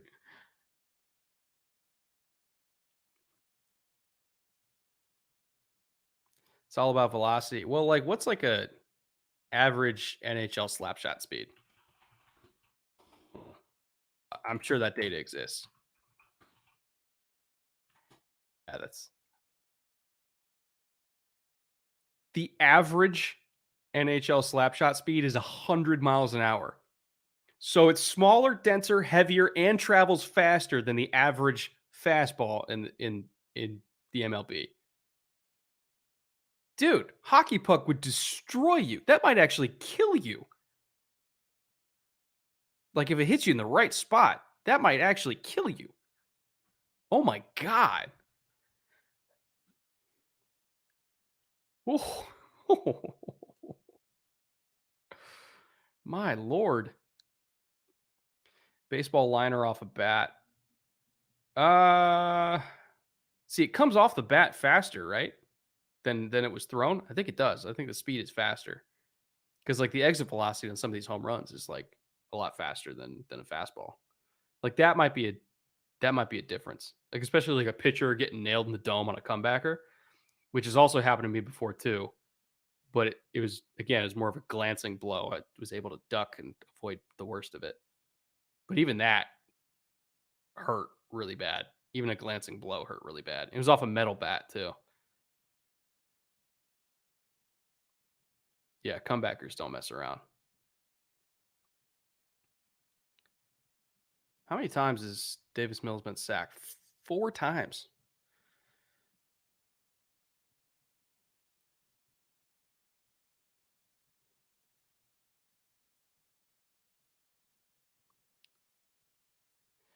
That's true. That's true. It's coming off ice. So there's like very little resistance and it's cold, which just makes it worse. Oh, great blitz from Shaq. Got him.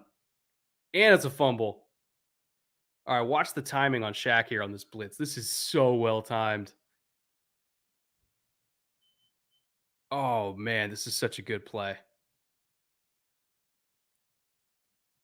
No, don't show the end. Show the beginning. Show the timing of the snap. That's what's impressive. All right, I'm going to have words with the replay operator. Yeah, that's totally a fumble. They didn't even show it. Another sack. What is that? 2 in the last 2 plays? Yikes. Yikes. Wait, they called that a pass? No way. No way they called that a pass. Shut up. Please tell me they didn't do that. Let me look it up.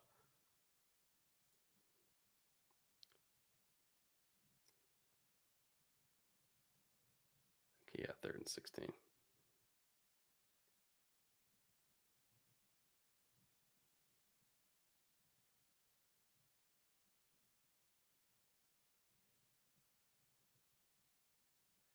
They called that a pass?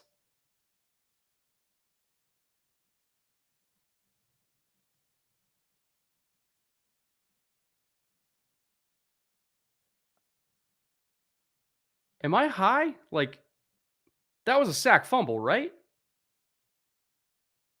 Hold on. I'm going to rewind this bitch and go all the way back. There's no way.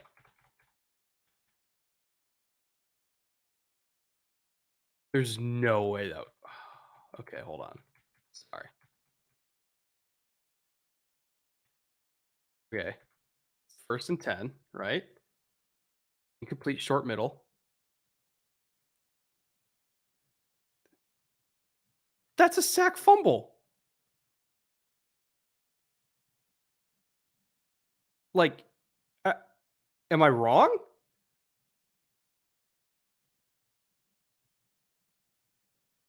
Dude, Panthers fans got to be pissed. There's been terrible calls this entire game. That's a fumble. Are are you kidding me?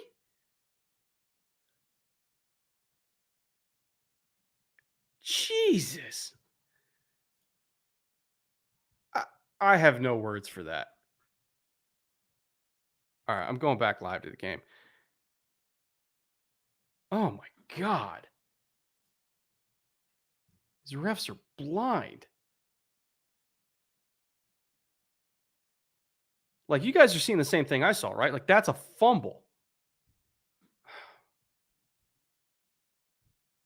Whatever. Panthers got the ball back anyway, but like NFL needs to look at this crew because they've been horrifically bad tonight.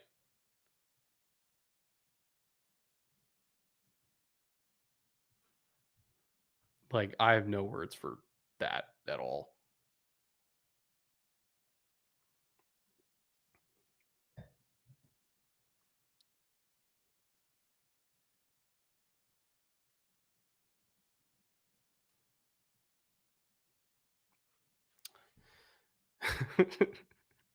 Man, Troy Aikman looks absolutely done with this game. He wants to move on with his life. he looks so done. He's like, I just want to go home. Yeah, keep grinding that clock, Chuba.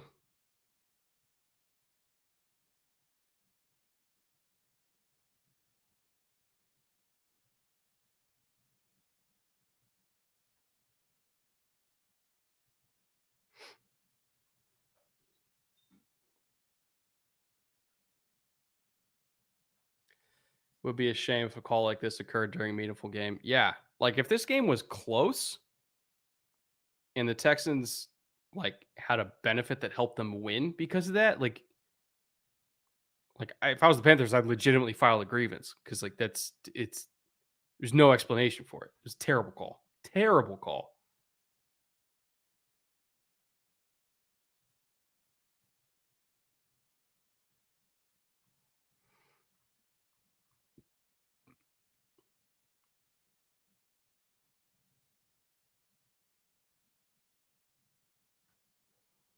Imagine as a defense CMC leave only for Chuba to replace him. What's Chuba at now? 11 for 52, 5 yards a pop. He's gotten stronger as the game's gone on too. They were shutting him down in the beginning, but he's really come on in the fourth quarter.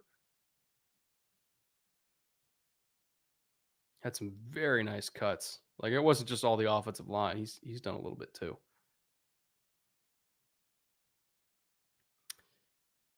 I appreciate it, Jiggy. I know it's got to be like 3 or 4 in the morning for you, but I appreciate you sticking it out, enjoying your time with us tonight. Hope you enjoyed the show. Hope I can give you a little bit of entertainment value.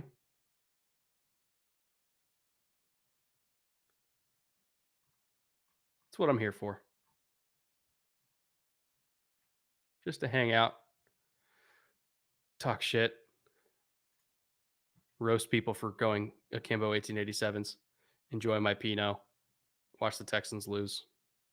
It's an average Thursday night for me.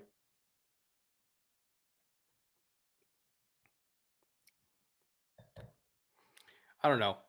Like Carolina won by 2 possessions, almost 3 possessions, and I still feel like they should have won by a lot more. Like they got dicked by calls over and over and over again. Like this game is not close as it is. It should have been even more not close.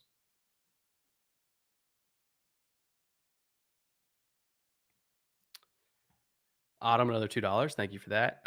Look up Zach Wierenski, puck to the face. It's oh man, I don't know if I could. That sounds like something I can't show on stream. Then I'll definitely get flagged. If YouTube doesn't like the F bombs, they'll definitely not like that. Here we go. Final kneel down. That's ball game.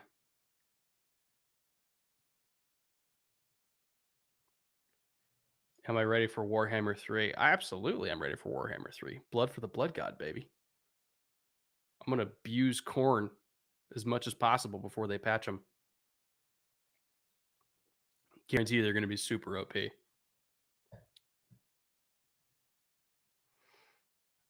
Why do the Texans always get an early season Thursday night game? To get it out of the way. They don't want to waste a mid to late season primetime slot when games matter even more on the Texans. Like and this is, again, you see the jersey I'm wearing. They don't want to use a November Thursday slot on them. To be honest, like the Panthers, I think they'll be around in the end as well. I mean, they're 3-0 now. Statistically, they're very likely to make the playoffs. Like they want to use those November, December, Thursday slots on teams that more likely will be in the playoff hunt. I'll just say that. What did you think of Mills? Some good, some bad. I felt like a lot of the pressures, there was not a whole lot he could do about it because he's not the one calling protections. It wasn't bad. Like, honestly, played better than I thought he would. Like, I know only passed for less than 200 yards and took a bunch of sacks and all that, but considering the circumstances, considering the team he's on and the defense he was going against, yeah, it's about what I expected. Like, he wasn't, like, I'm not talking like Nathan Peterman bad. He wasn't throwing a bunch of picks. So, yeah, I'll take it. Tyrod would have done better, but I mean, that's obvious. Let me see if there's any other super chats I missed. I think there is. Joey Falenzer for $5. Thank you, Joey. What can the Packers do besides cut Kevin King to help improve their pass D in terms of coverage? Well, cutting Kevin King would be a good start. I mean, Jair's a beast. I feel like Darnell Savage hasn't quite stepped up like he's supposed to have. Like, Darnell Savage is I expected him to kind of be like a Justin Simmons type safety, where it's like great against the run, great in man, never makes mistakes in zone. I feel like he's got a little bit more narrow of a skill set than I expected. Like man coverage all day, got it. Not quite the same against the run. Not quite as disciplined or aware in zone coverage. I think that's been an issue for them. Really, both their safeties has been an issue for them.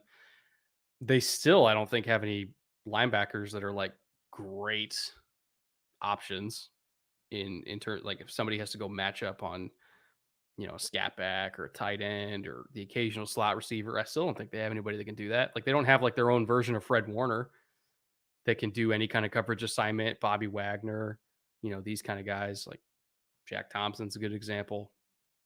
And like the pass rush is good, but that's kind of all they got right now. So I think they just need more talent on the back end. I know they've invested a lot, but they still need more. That's flat out still need more.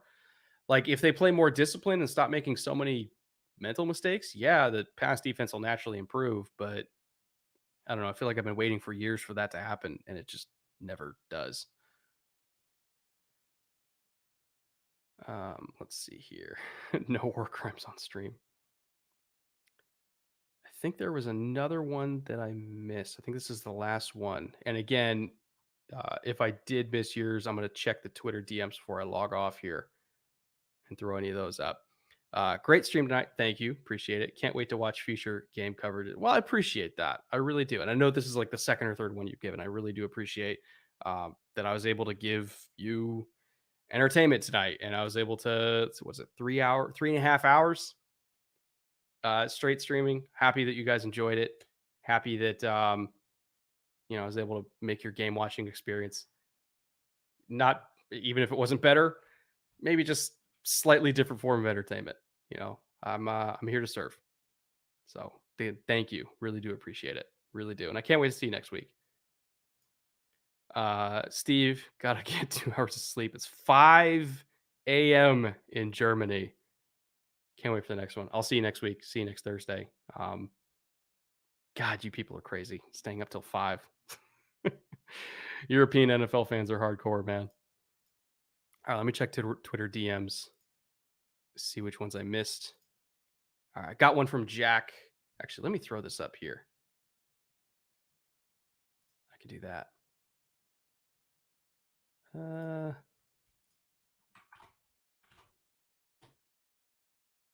we go.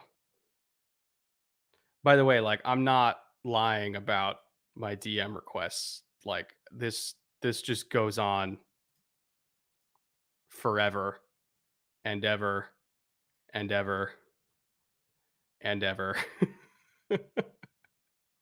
Like, it's just, I can keep scrolling an infinite amount. I really do try to get to them all. It's like that's how many DMs I have. I promise. I'm trying. I'm really trying. Are you able to refresh your feed? I think you're over a minute behind now. I mean, I'm just on the Game Pass. It won't actually like go fast. I mean, I guess I could like reload the page, but let's see okay. I got perfect shots. This is Bailey. Oh, the Michigan State one. I'm gonna get the Michigan State all 22 this week, so I'll be able to get back to you on that. So I'll definitely DM you for that. And then Jack, I think this is the last one that I have. So here we go. So Jack, you said, what do you think the Chargers have been struggling relatively in the red zone this year? Okay, here's the thing with the Chargers. They had 2 touchdowns taken away on penalties. Like, they should have scored so many more points than they had against Dallas. They had 2 touchdowns taken on penalties.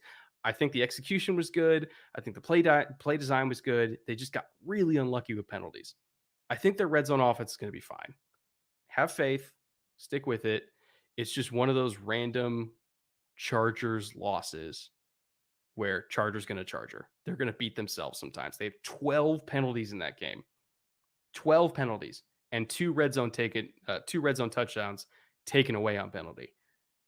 It's a very Chargers loss. So I'm not worried about their red zone on the offense, or their red zone offense. The offensive line has looked a lot better.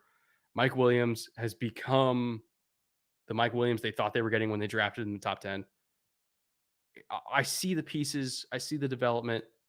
I'm not worried about this Chargers team. I think they're going to be just fine. I know they're one-on-one. There's been some shaky moments. I chalk that up to Chargers going to Charger. Oh, man. Let's see. I think I wasn't kidding, Daniel. I have a lot of DMs. That was probably about like 20% of them. No joke. No joke. Pull up the box score here. Okay. I don't think I have any other super chats, so I think I'm good to get off here. We only have about 350 people left because you guys are fucking die hard, and I cannot give you enough thanks for sticking around for 3.5 hours. This is the first time I've ever done anything like this. Hope you guys enjoyed it. Oh, we got one more. We got one more. I don't want to sign off before I get to him. Scary Terry Gibson video when? Um, I mean, they were on my docket that I was going to do in like the first 5 or 6 weeks, but then Fitzpatrick got hurt. So I kind of want to wait for Fitz to get back and for them to get a few more weeks together, unless Heineke just goes off. But um, they were on my list to do this season. And remember, if you guys are patrons over on the Patreon, like I throw up these options every single week for patrons to vote on. This Panthers defense episode was actually voted on by patrons to be the topic for this week's show. So if you guys are a patron, every single week you're going to get a chance to vote on whatever episode I do next. And then probably in the next few weeks, I'll throw up Scary Terry or Gibson or really just the Washington offense in general as an option, and you guys can vote on it there. So remember, all patrons get to vote on topics this year. It's kind of a new thing I'm doing for them. Okay, last one here from Ted, and then I'll sign off here because I know some of you Europeans have to go to work in like an hour. Thoughts on the Bucks secondary? Have you seen any real problems or think they can/will hit their stride like last season? Again, I'm not worried about the Bucks defense. They returned all their starters. They were great at the end of last year. It took them a while to figure out last year as well. Took them a while to get in the swing of things. It's very similar to the Chiefs defense. Like the personnel's still good, the coaching is still good. I have no qualms and I have no concerns that by Halloween we'll start to see that Bucks defense look like how we expected them to look. There are some defenses that always hit the ground running. The Ravens traditionally have been amazing in September, and then as the season has gone on, had a few what's the word, kinks in the armor or whatever. Whereas Patriots, Chiefs, Bucks under current coaching staff, current regime, have been the opposite, where they start a little bit slow and then become dominant as the year goes on. I have no worries about it. By the time we get to the games that matter, or at least that matter more, they're going to be fine, especially with their personnel. Like they're going to be just fine. It's more communication issues than talent. They'll be all right. All right, Halsey, last one. Then I'm going to sign off here for $5. Thank you again for your contribution. I'm going to send you a Twitter DM from LOL Halsey. Mind taking a look in a bit after I write it? Absolutely. Hit me up. We'll have a discussion. I'm going to go pound water to get some of my voice back, and we'll have a chat in DMs. But thank you to everybody for sticking it out. Thank you for being here. I hope you guys enjoyed it. I'll be doing the same thing again next Thursday for whatever the Thursday night game is next week, which is, since you're here, I'll check. Thursday night next week is Bengals Jags. Boy, if you thought this game was a shit show, wait till you see Bengals Jags. So I'll see you guys back here next Thursday. Again, thank you everybody for coming by. Thank you to everybody who donated. If I missed anybody, hit me up in Twitter DMs. I'm happy to talk to you there. And until next time, I'll see you guys later.